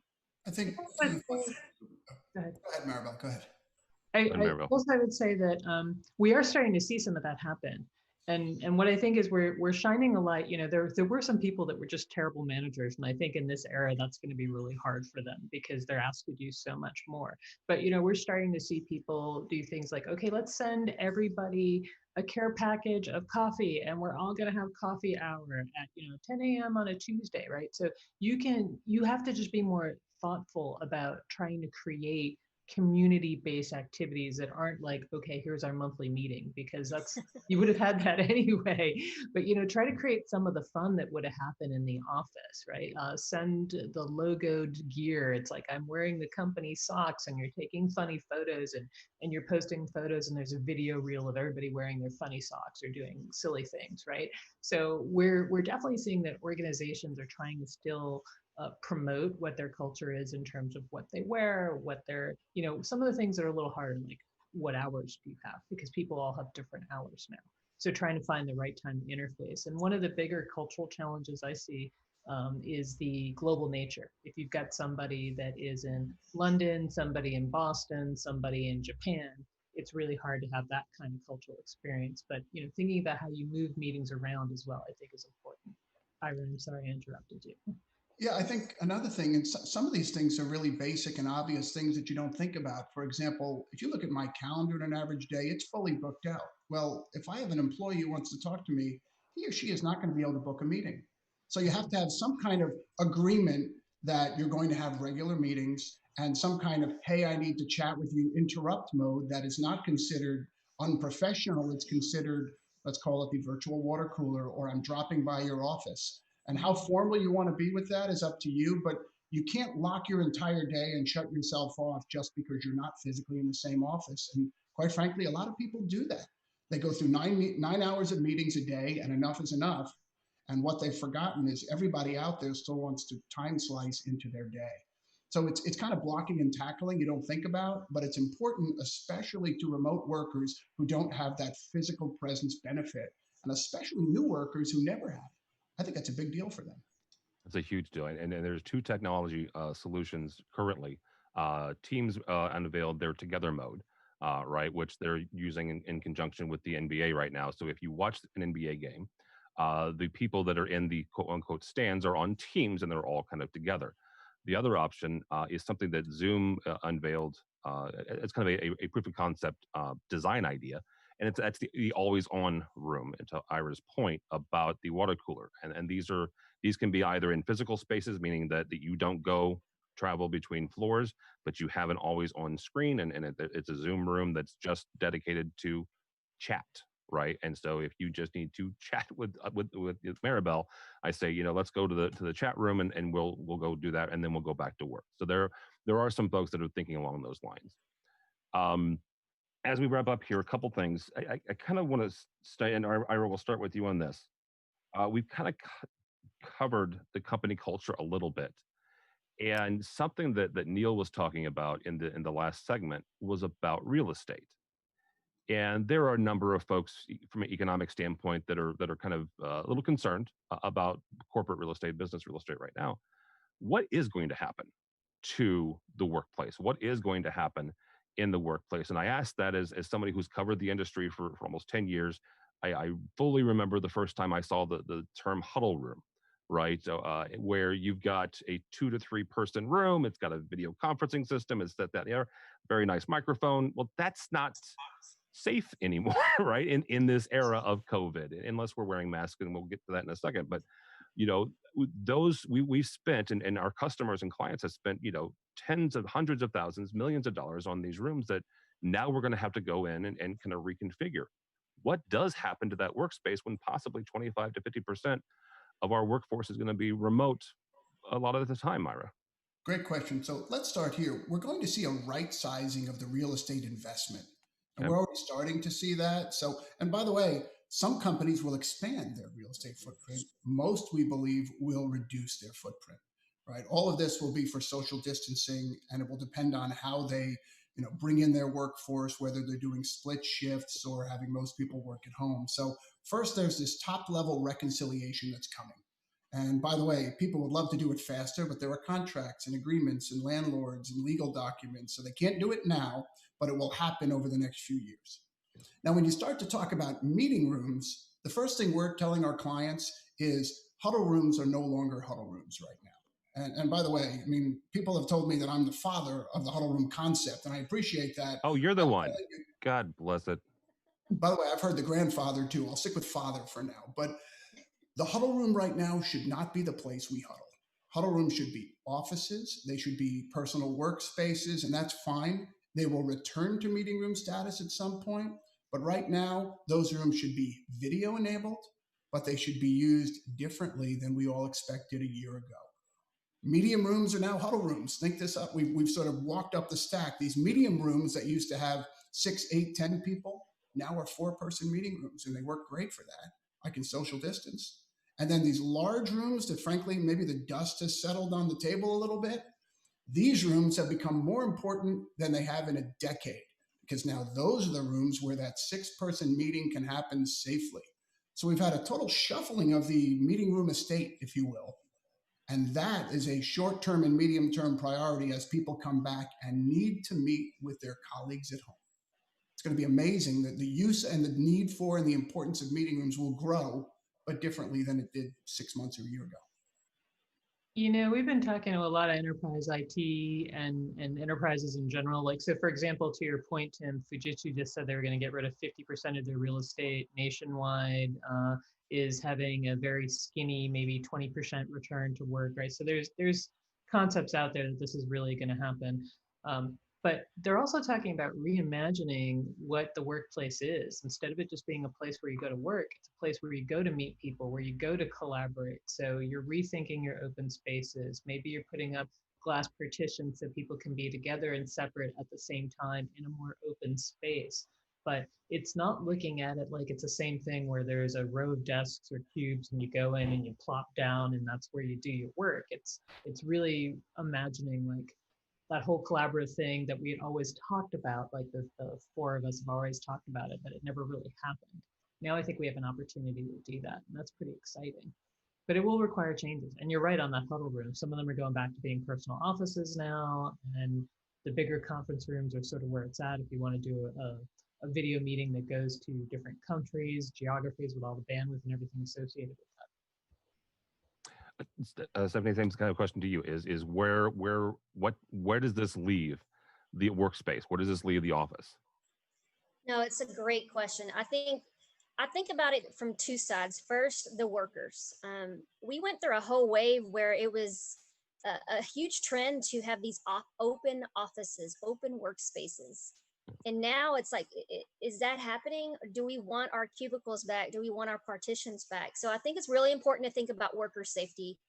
I think a lot of emphasis is on the customer, the consumer, or the patron or the patient, but we really need to rethink through our safety protocols and procedures inside of our offices, thinking about our common gathering, our common works, where maybe it's the copy machine, maybe it's the coffee area, and how are we keeping those things safe? So maybe there's some restructuring, a new layout of our employees if it wasn't really in a safety or physical distancing setup in the first place. So some companies that are going back into the office that really have to be in the office, maybe it's a lab or manufacturing facility, you know, they have to really think through how do we safely secure our workers. So that's one side of it. I also think about the commercial leasing space, the corporate office space. There's some folks that are their leases are gonna be ending later this year or next year, and will they be renewing?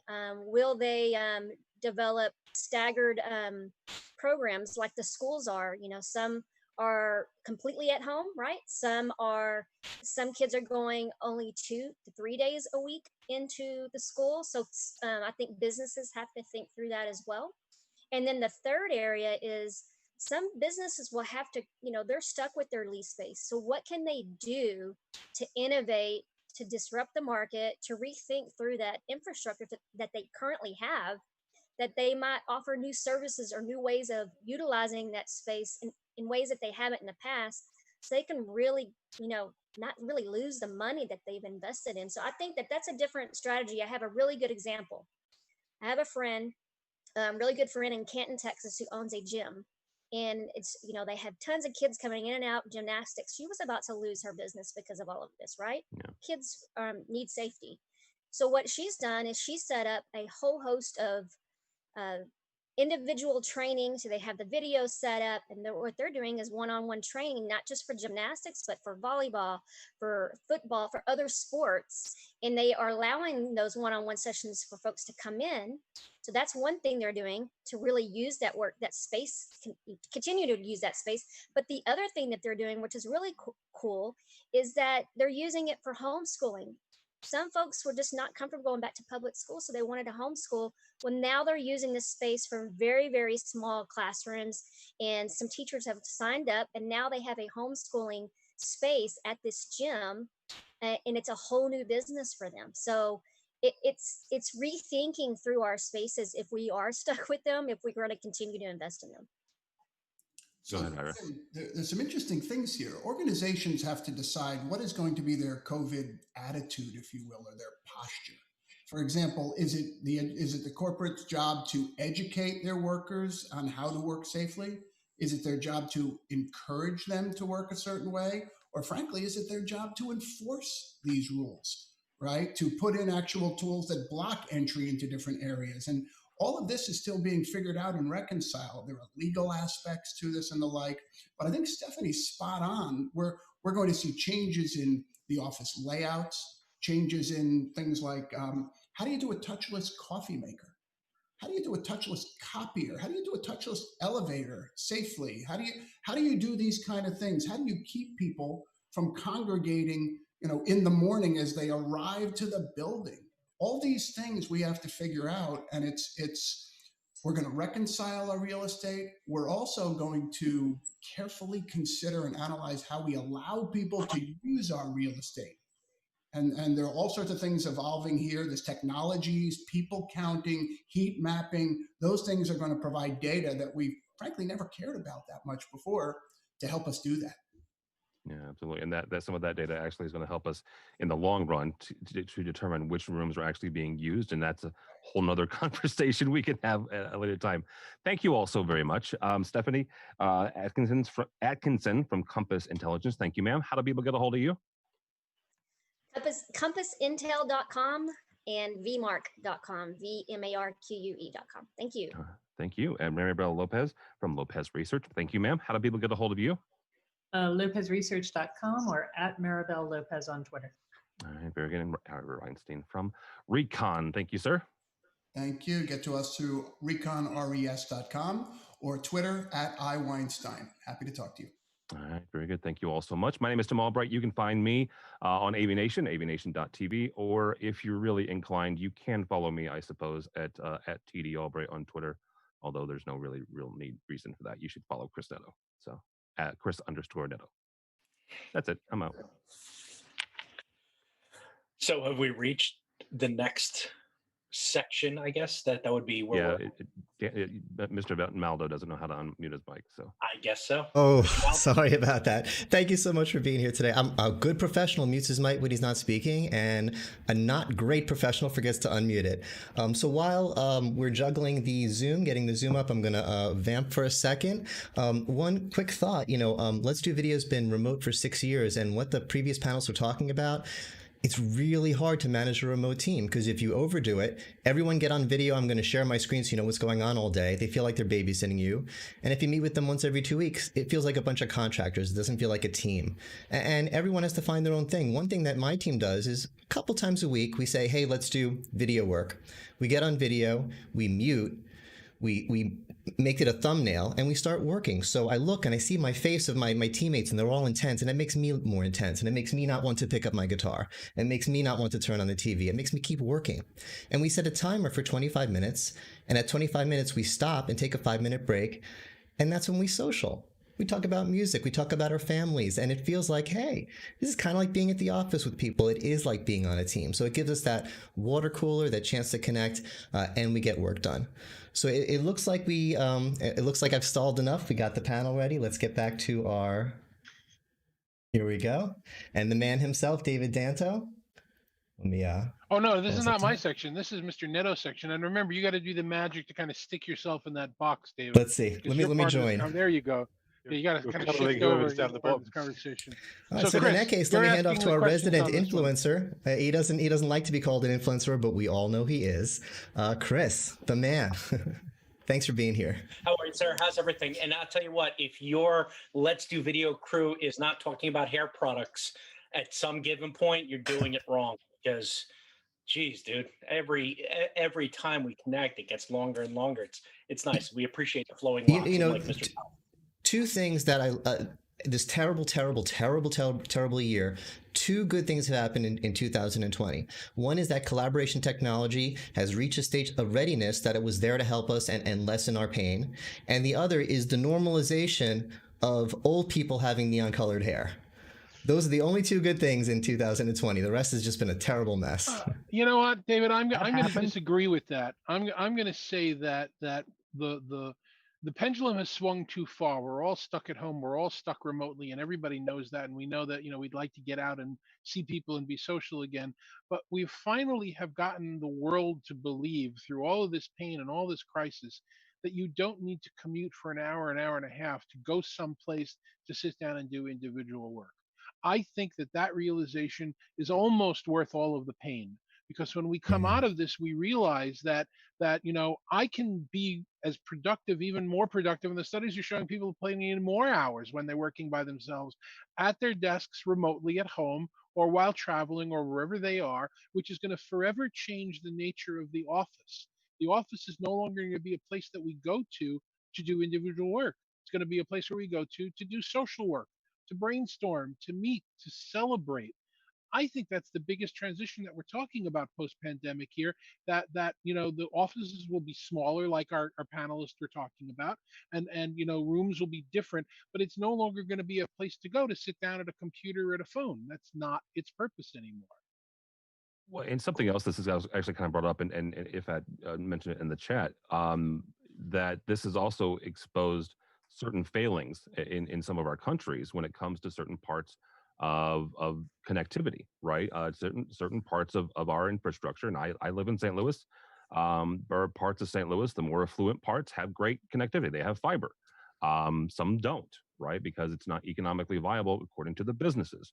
And so this is also it kind of exposed some shortcomings that we have from an infrastructure standpoint that we're also going to have to address post-COVID. That we're going to have to make sure that, you know what, the internet is a utility at this point. It's not just, it is absolutely necessary to not only connect on an everyday life, but also to do your job or to get a job, right?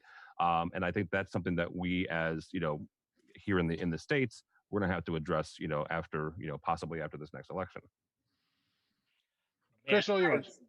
Oh, thank you. I mean, whose idea was to bring me into a room full of alpha males at this point? Because every single one of you guys are either a host or a podcast host. Thank you so much for the opportunity to get a word in, Mr. Danto. Appreciate that. And thank you all. People that have joined us on the chat and are on YouTube, we are watching, we are monitoring, we are looking at what you're saying and doing, because we will answer those questions if they pop up. In the meantime, there are some characters here on this chat that have not spoken today. Mr. Fluster already has. Tim Albright has. David Dantle won't stop talking unless we mute him. So, Mr. Talbot, would you like to introduce yourself and who you are and where you're from and what you do? Oh yeah, so Kev Talbot, involved. We are an integrator, also host of AV Jam. If any of you've been crazy enough to watch it, then thanks. Awesome, and that's Jason Ward. So let's move on to the next. Go ahead, Jason. Jason, introduce yourself. Doing the AV Jam thing with those two, doing the involved thing with those two. They've done it for me, right? Thanks, Chris. That's awesome. Yeah, so we have a celebrity panel here of all sorts of people from the manufacturer side, the analyst side, the media personality, and Mr. Albright, the YouTube star, and Mr. Fluster, and obviously the guy who loves to play the villain in every chat that we have, Mr. David Danta. So thank you all for taking time to play the bad guy. Well, Mr. Danta can play the bad guy. One of the things that keeps coming up in all the previous conversations, I love listening to analysts because they're much smarter than I am. And a lot of the things that they're doing, when they start going on the conversation of culture, I think culture is something that we, as technology people or integrators, kind of forget that on our own practice, right? So what I would love to ask one of you guys, anybody here in this chat right now, what does right now your routine look like as a work from home person. And I guess I want to go to the AV Jam guys because they're the only ones that really have the office that they go into. So what does, for example, Kev, what does your routine consist of now as a full-time work from home, not going anywhere person in lockdown? So for me, it's slightly different because unless I was out on a customer site, I was here anyway. I weren't out as much as the other two guys. They're normally the ones always in front of the customers. I'm sat in here designing most days. But the biggest difference for me is the guys being at home more. So whereas I used to know exactly what was coming up what day during the week, because I knew Noel was out doing whatever on Monday, he was going to give me something on Tuesday. That disappeared overnight for a lot of our guys. So instead of then me having a quick chat with them, and really my normal conversation was being with my team, now I've got the account managers a lot more. And where they want a quick chat, or where they did want a quick chat, that doesn't exist anymore. So in all fairness, I've noticed account managers are more needy. That's the big thing that's up with me. But I think it's because they're more fuming than I am, that they can't be out on the road. So for me, not a lot of difference, but a lot more video time. No, I'll give you the opportunity to rebut that because obviously you were somebody who spent a lot of time on the road. So is your work life different from 6 months ago? How much has it changed, and how needy are you to Mr. Talbot? I'm a sales guy, so I am 110% needy all the time, right? And it's just more so now. Sales and customers are all the same. They want everything immediately. So the longer it takes Kev to do something, if we're asking for it, the worse it gets. And you just keep banging and banging and banging. So I imagine I'm probably like his wife at some points to this and just chasing him around all the time. I don't think that's going to change, right? When we start to go back, I'm still going to chase him because I know he can do it quick now. There's no hiding. That's awesome. So, and Jason, you kind of, would it be safe to say that you have like you're a person of authority involved, maybe over Noel or Kev? Is that fair to say, or am I kicking a bee's nest over by saying that? Yeah, I'm a director of the business, but to quote Noel, I'm a salesman. I'm a salesman. Well, I started off in engineering, but moved to sales because I wasn't clever enough. So what I found is the reason you choose sales as your given career, and Noel's the same, and we've often compared notes on this, is spending 5 days a week in this chair talking to that screen. I wasn't cut out for this. And that, without getting too serious and sober, Chris, it's starting to knock your mental health a little bit. The being in one place all the time gets a bit hard. Now there's the R rate's down. I'm forcing myself to get out just for my well-being up here. Well, for our well-being, you are wearing a nice shirt and a very good band. So thank you, sir, for at least representing that and keeping your wits together for that. But the reason why I went to you is I wanted to ask a question regarding work-life balance, because obviously you got two of your guys here with you. Is there such a thing now as work-life balance? The reason why I'm asking this question is recently on even on LinkedIn, I found an article that was comparing now that work-life balance has transitioned to work-life integration. Do you agree with that? Meaning, there's not just a get up and do a 9 to 5. Now it's get up and I'm sure at first, like many of us here from the work-life situation, from a work-life balance and just work mode, you get up at 7, you probably worked most of the day, 5 o'clock. It wasn't a 9 to 5 job.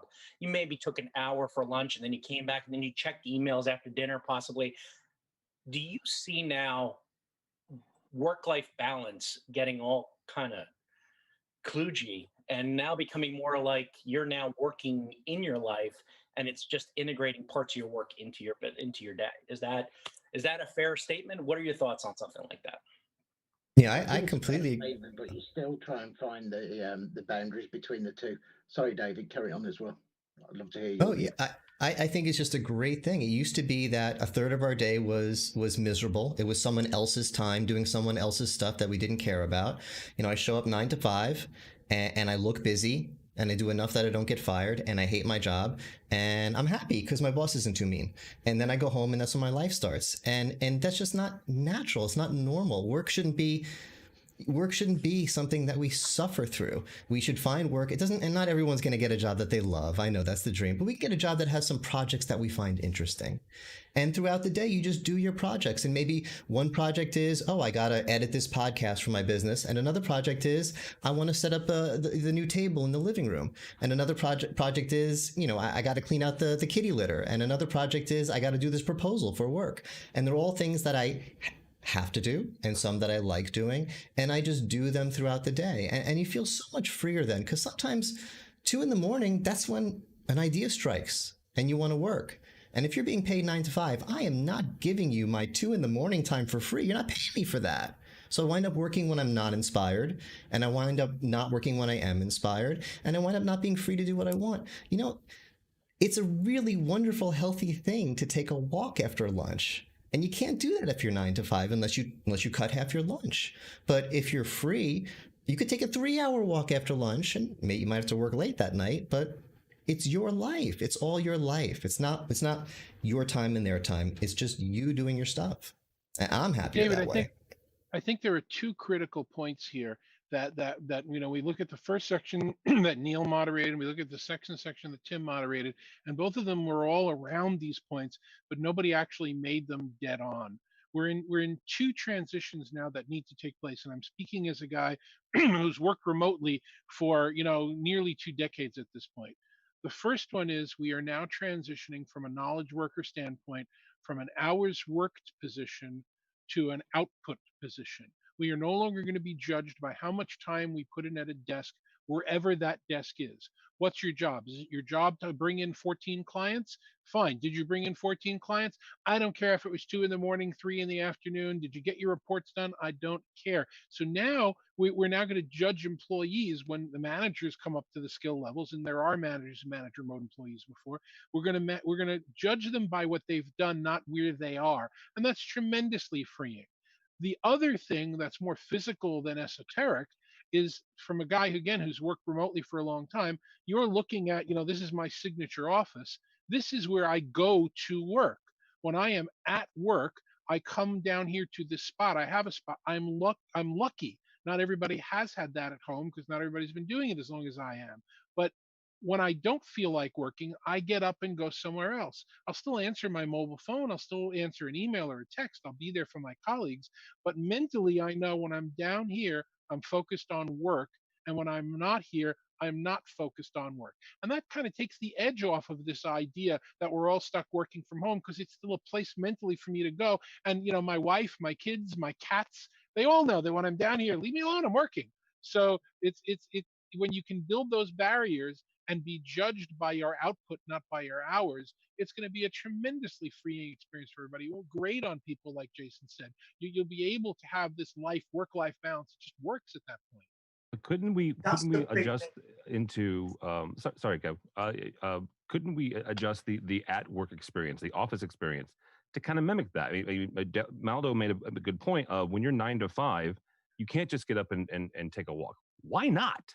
Like, why can't that be the new company culture? Why can't we evolve as a working culture to say, you know what, if you need to be in the office, let's treat it like working from home. If you need to go take an hour break and go walk or go exercise in the middle of the day, we're not going to dock you for being gone for lunch for 45 minutes or an hour or whatever it is. Why can't we evolve into a system where work is whether it's in a physical office or at home, is as healthy and freeing at both places? I think it's also freeing as. I'm sorry, go ahead. I was going to say that's a business thing. I had, funnily enough, a cracking chat with somebody on Facebook the other day. Never met him, and it's a local group for our town. And one of the guys was on there. They were talking about the local council selling off buildings, and they were looking at more remote working. And there was this guy on there, and he is absolutely adamant that work from home can never work. People have to be in the office because they've got to be there 9 to 5. They've got to be monitored. You can't trust anybody. And if you're working from home, therefore you now don't adhere to business process and you make whatever decision you want. And that's the biggest thing that I'm noticing. There is still businesses out there that can't see past that. People at home, all of us on this call have the benefit, we can say this for years, we're at home, we have a lot more productive at home than probably in the office for a lot of us. but there are still a lot of users out there and a lot of business out there that just don't see that. They don't know that. And it's all well and good us almost sitting in our ivory towers because we've done it for so long with the tech, and we sell the tech and we make the tech. These users don't always know this, and the businesses don't always know this. So yes, the tech may be there, but a lot of them just don't know. They don't have a clue. Well, Kev, a lot more of them know about it today than they did, 4 or 5 months ago. Yeah. To make a quick point, in the chat, someone mentioned that the freedom of working whenever you want. If your job is to answer the phones from 3 to 4, you can't go take a walk. I mean, obviously, if you have some service job where your job is to be there at a certain time, that's an exception. But if you have a job where you can be free, it's definitely something to keep in mind. And just one more quick thing. I hate interrupting Chris, but I just want to get this out really quick. It's also frees you from the point of a team leader, of a manager. When I was a team leader of a 9-to-5 team, it was very stressful for me because I felt like I had to come up with 40 hours of work a week for each person. And if a person was idle, I felt like I'm ripping myself off, and it stressed out that person because the person is like, I have nothing to do. Am I going to get fired? Do you not need me anymore? And coming up with 40 hours of tasks, and some of it wind up being just making sure they're doing it. I mean, it was almost busy work, was so stressful and so unnatural. And now, and with a remote team, it's impossible. I can't track it has to be trust system. I'm not going to say get on video with me so I can watch you and make sure you're a chair 40 hours a week. So what I do is I just have projects. I just have tasks. Anna on my team is in charge of the website. If the website's running good, maybe some weeks she does 1 hour of work, but I know some weeks she does 80 hours of work when things go crazy. All I care is the work gets done. And for me, it's like, I don't feel like I felt like a bad boss when I was trying to keep people in these 40-hour boxes. Yeah, checking off that box is crazy. We're all technology people here, so I'm going to ask the question regarding the plus and minus of technology. Technology obviously is a tool that we all use, but is technology the answer to culture? What I mean by that is, in this day and age right now, under the current situation, video seems to be the best way for us to have the more personal engagement. But does me putting together a box with a microphone, a speaker, right? A better microphone, a better speaker, better headset than the rest, does that automatically equal culture? Because you now have the gear. Somebody or one of the analysts said you now need to start addressing technology needs in an HR perspective, right? You can't just send people home and hope wing it. So now people start looking towards technology to improve the situation. Is technology, or can technology be a plus to a company culture, or is it become the problem behind that as well? I think that, and I'll be brief because I want to give everybody a chance to talk. I think that we have, for the prior 10 or 15 years, demonized the remote worker. Those lazy people that we have to call them back into the office. We scapegoated them, major companies, Yahoo, HP, all the other companies were talking about it. And that was all BS. That was covering up for problems that they really had. Now that we've actually all been remote working for months, we can see the tremendous value that it provides, but we can also see the gaps that really need to be addressed. Company culture doesn't just happen because we're all connected. Company culture needs to be grown. It needs to be addressed directly. How do you have, Chris, you do your every other week, your chats, and your happy hours with everybody. How, at my company, we did a thing where everybody took a picture of where they live and what they see out their window, and the hallway chats, 15 minutes, not allowed to talk about business, you're on. You have to actually directly address culture with specific efforts. It doesn't just happen. And we learned that now that we stopped demonizing remote workers. So it's a tool like any other. The culture has to be grown from outside of it and brought in. Tim, as a journalist, what is your perspective on this? I've now called you a journalist. Live with that. Please tell me, what is your perspective on this? Does technology help? I disagree with your premise overall. Well, good, because I want to get in debate with you because you're the I disagree with your premise. Person in here, so me and you can go at it. I don't think that video makes it more personal. I actually find that phone calls now are the more personal connection because it's just one-on-one. There's no video. There's no distraction. When I want to have a personal, just a very strong connection with somebody, I talk to them on the phone.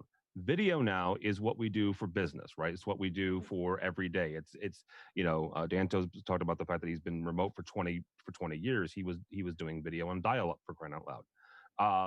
So this is the personal connection really is ISDN that 2B phone. plus D times 3.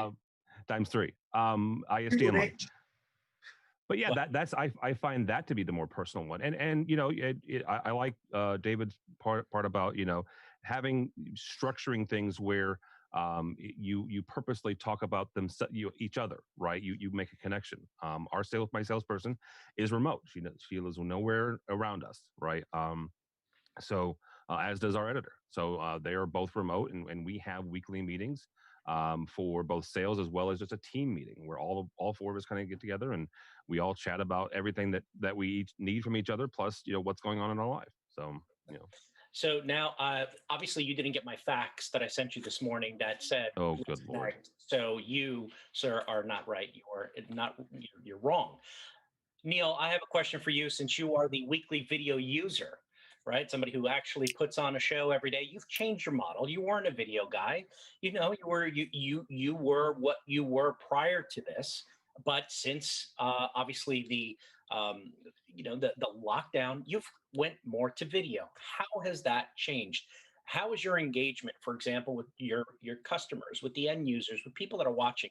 What are you seeing as somebody who recently turned on video and said, I'm just going to do this now, on a weekly basis and see where that goes? So I guess the question is now, the ball's in your court. Interesting. I use it as a tool. I mean, I think obviously we have great technology and we've got great audio, best audio, best video. But for me, it's a tool. I used to go out and present at events. I used to be at seminars. We used to do road shows and partner events at resellers and distributors and such like. And to me, it's just a different way, a different soapbox for me to be able to go out and talk and spread the poly message. YouTube, I think, is just a great tool, and I've learnt loads from Mr. Maldo, so big hats off to him for all of the stuff I've stolen for him and his ideas. And again, you do some great stuff, and I find it really difficult with all the different written platforms like Twitter and LinkedIn. I know you're really big on Twitter, and that's your thing, and I just find video so easy. The weekly show is actually a 30-minute Zoom call that we stream and record. It's a 30-minute Zoom call. Once it's done, it's out there, it lives. It's not edited, it's not produced. We kind of actually make it up about 10 minutes beforehand, normally, me and Danto. But it's if just we're super, lucky. Yeah, if we're lucky. But it's super simple, super easy, but I hope it's quite compelling in the fact of the actual output and the message it gets across. I think one of the biggest challenges, though, is and I found, is building the audience. It's trying to. Oh yeah. I think we've got a great message, and I think we've got great, and it's a golden tool for all of our sales teams, all of our partners, all of our resellers. But grabbing them by the scruff of the neck and say, "Hey, watch this! This is doing this for you," and getting them to sort of share that love, I found is really difficult. When you've got people sitting in a room, I want to say just. I just want to say I love. We got to pause. Okay. We have 4 minutes to go, and I'm going to let this conversation keep going. We've been on the air for an hour before you guys started watching, and we'll probably be talking all day. But we got to do business, David. Right? We got about 367 entries for this thing. So pull a name out, and Jason, Kevin, Noel, let us know if they're on the chat. Okay, let's pull a name. Randomly select one entry. Justin Dawson. Justin Dawson, if you are in the chat, please type something so we know you're here. Do we need a drum roll or something like that? Come on, Justin. I'm watching the chat. There's about a 10-second delay, though, isn't there? Yeah, there's a delay. There's a delay. So let's give him some time. How long are we going to give it? Look at the Irish and all that. Are we going to give him long? I think you do a 10-second, a 15-second countdown, and then pick another name. And is he going to be upset? He's going to be so gutted if it's like. I can just say he hasn't commented so far. Somebody get him just seen it on stream. No. So he's got about 5 seconds left. The stream's gone out. I've just seen us. Yeah, I'm watching it. Okay. This man's now telling us that she's Justin. All right, David, go ahead. Next name. All right. Roll again. Oh, so sorry. Uh-huh. David Dyer, Dier. David Dyer. David Dyer. Okay. And his brother. Give him some time. I love how this works. This is I haven't fun. seen him comment so far. I haven't. We've got a lot of entries and no one watched. What does that tell you? This is awesome. Well, it is the longest 15 seconds, but we're counting for the delay between when we say it and when somebody comes on. You just have to hold it up, put it down again. Right. Get another name ready. So when it's Keep going, David. Answer. David, are these the names of the people on our webcast, or were these from your last webcast? This is our first giveaway.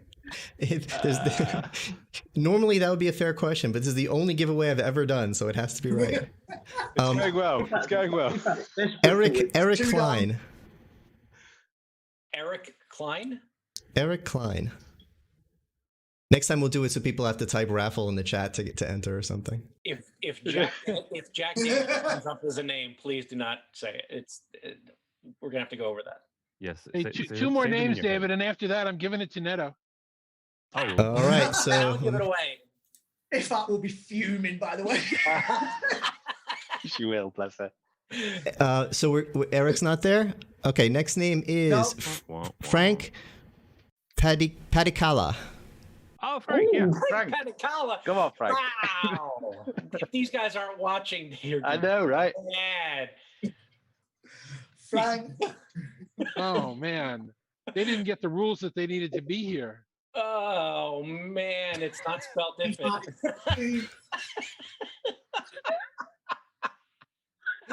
All right, are we ready? Just Ready for the next one? That says Richard Hertz. Don't do Richard Hertz. That was a bad one. No, this is good. The next name is actually someone who is in the chat. We have a winner who is in the chat. Are you ready? It's me. Ifat Chandri. Yay! I hope I'm pronouncing your name right. And by the way, I'm super glad that he won because Ifat, and I shouldn't say he, I don't know. But thanks. She.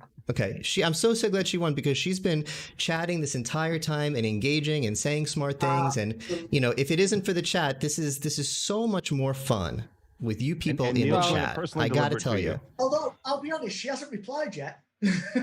Oh, she hasn't heard it. She's there. Yeah, there you go. She's here. Okay.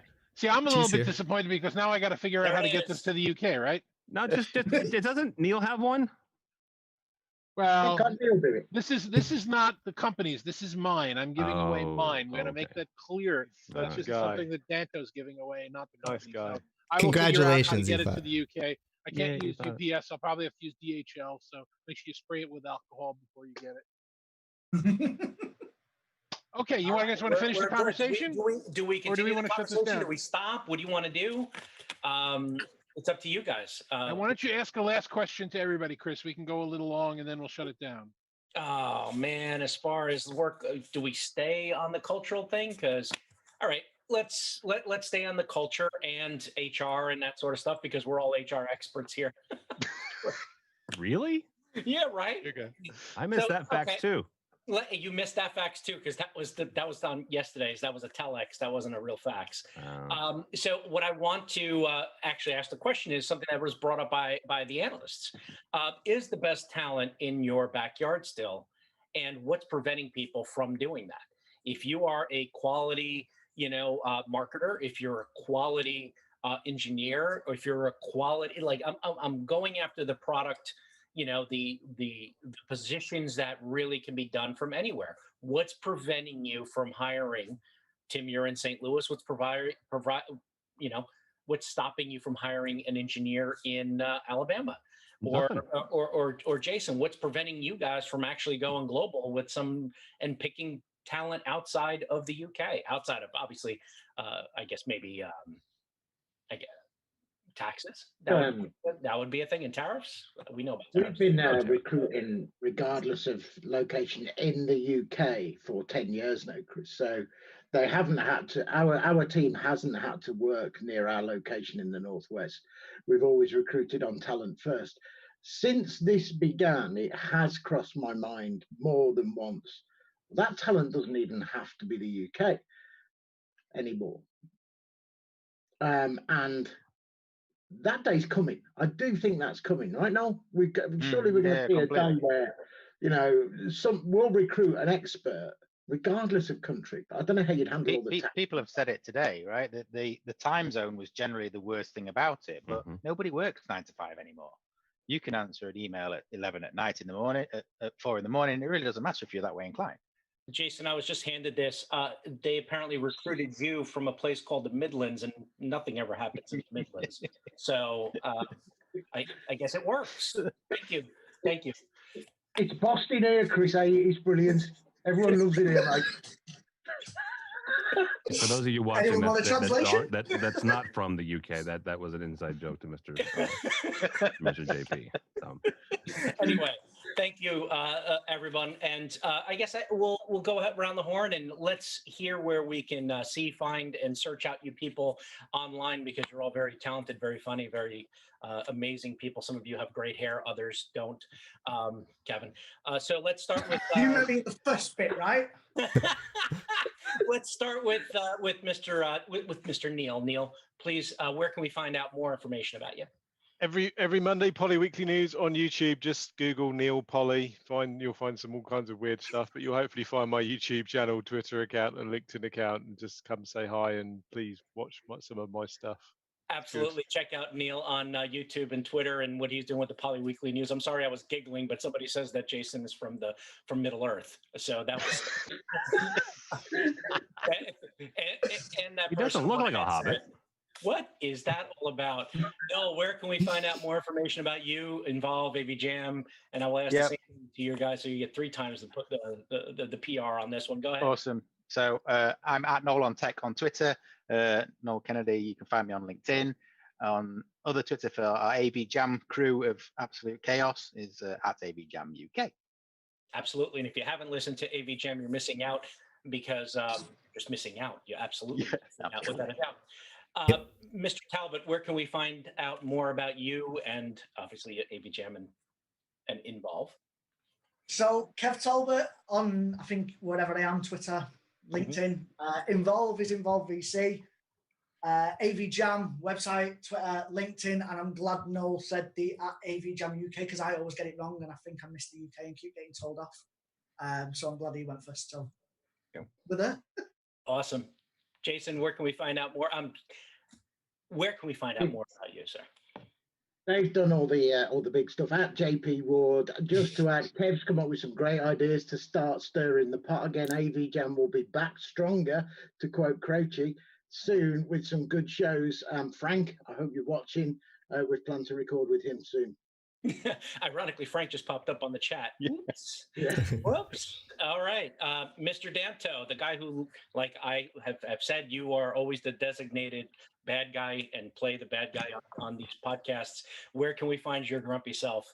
I actually do not play the bad guy on the podcast. I just I'm the brutally honest guy. But you can find me by Googling my name, David Danto, David J Danto. I'm NJ David on Twitter. Obviously, go to poly.com for more poly information. Go to imcca.org for this video and all the other wonderful videos that we've been doing. And before I leave, my thanks to all of you, and specifically to Mr. Maldo for pulling off the technology for this. I think it's awesome, and I think you have an announcement too, right, Mr. Maldo, that Let's Do Video is doing something special in the near future. Yeah, this has been so much fun that Let's Do Video is going to do a live stream next Wednesday. It's going to be Video Rocks, trying to celebrate the fact that there have been some good things this year, and video's been a big part of it. So tune into this very same YouTube channel. The best way to follow me, click that subscribe button. It's free, and when I put up a new video or do one of these live streams, you'll get a notification. Or follow me at letsdovideo.com or on Twitter at Let's Do Video. Awesome. Thank you, David. Thank you, Mr. Danto, for putting this together. And you're right. You only play this on TV, but in real life, you're actually kind of an okay kind of guy. At least that's what I'm told. Mr. Albright, please give us some information about you, and you can follow Tim on Twitter at TD Albright, just because you won't do it. So please go ahead. I'm a Gemini. Does that count as? And you like long walks on the beach and pina coladas. No, aviation.tv is where you'll find our stuff. A whole bunch of folks help us do that stuff, and I would say everybody but Neil has been on. No, I interviewed Neil at IST. So all of y'all have been on our channel in one way, shape, or form. So yeah, aviation.tv. Thank you, everybody. My name is Chris Netto. I am the market manager, account manager, not account man, whatever you want to call me. I work at Starin. I am part of the Midwich group. My Twitter is Chris_Netto. That's where you find me. You can find Starin at Starin_MKG on Twitter and Starin.biz on the interwebs. Thank you all for coming by. Thank you all for the wonderful chat. We appreciate the comments, and we love the jabs and the snark and all that. And my job here was to just change it up a bit because all the smart people went ahead of me. So just to do this and to do it on a Tuesday, no less, and try to make you guys laugh at the end. Thank you so much. So one last quick question to the people that are still in the chat, all 20 of them. Was this cool? Should we do it again? Too long? Too short? What do you think? Just send us a note or drop us something on social media and let us know if this is worth their while to do every couple of weeks or every quarter or something like that. Can they just put like some emojis in the chat, like a thumbs up, a chant? Absolutely, whatever they want to do, any social media, look, any known motion, and I'll accept it as a positive, unless and it's whoever unless it's a middle finger. No, he'll say that too. We just got a dab, so this is good. It's like a dad dab, right? Where that just popped up. Thank you all. Is there anything else? Can we wrap it up? Are we going to roll the credits? David, it's all yours. All right. Thanks you everyone so much. This was a lot of fun. Thank you all the panelists. Everyone should take a round thanking everyone else, but mostly thank you chat. I love the chat. You guys make it so much fun. I think we're going to be doing some more things like this because this was awesome. Anyway, have a great day and keep on video.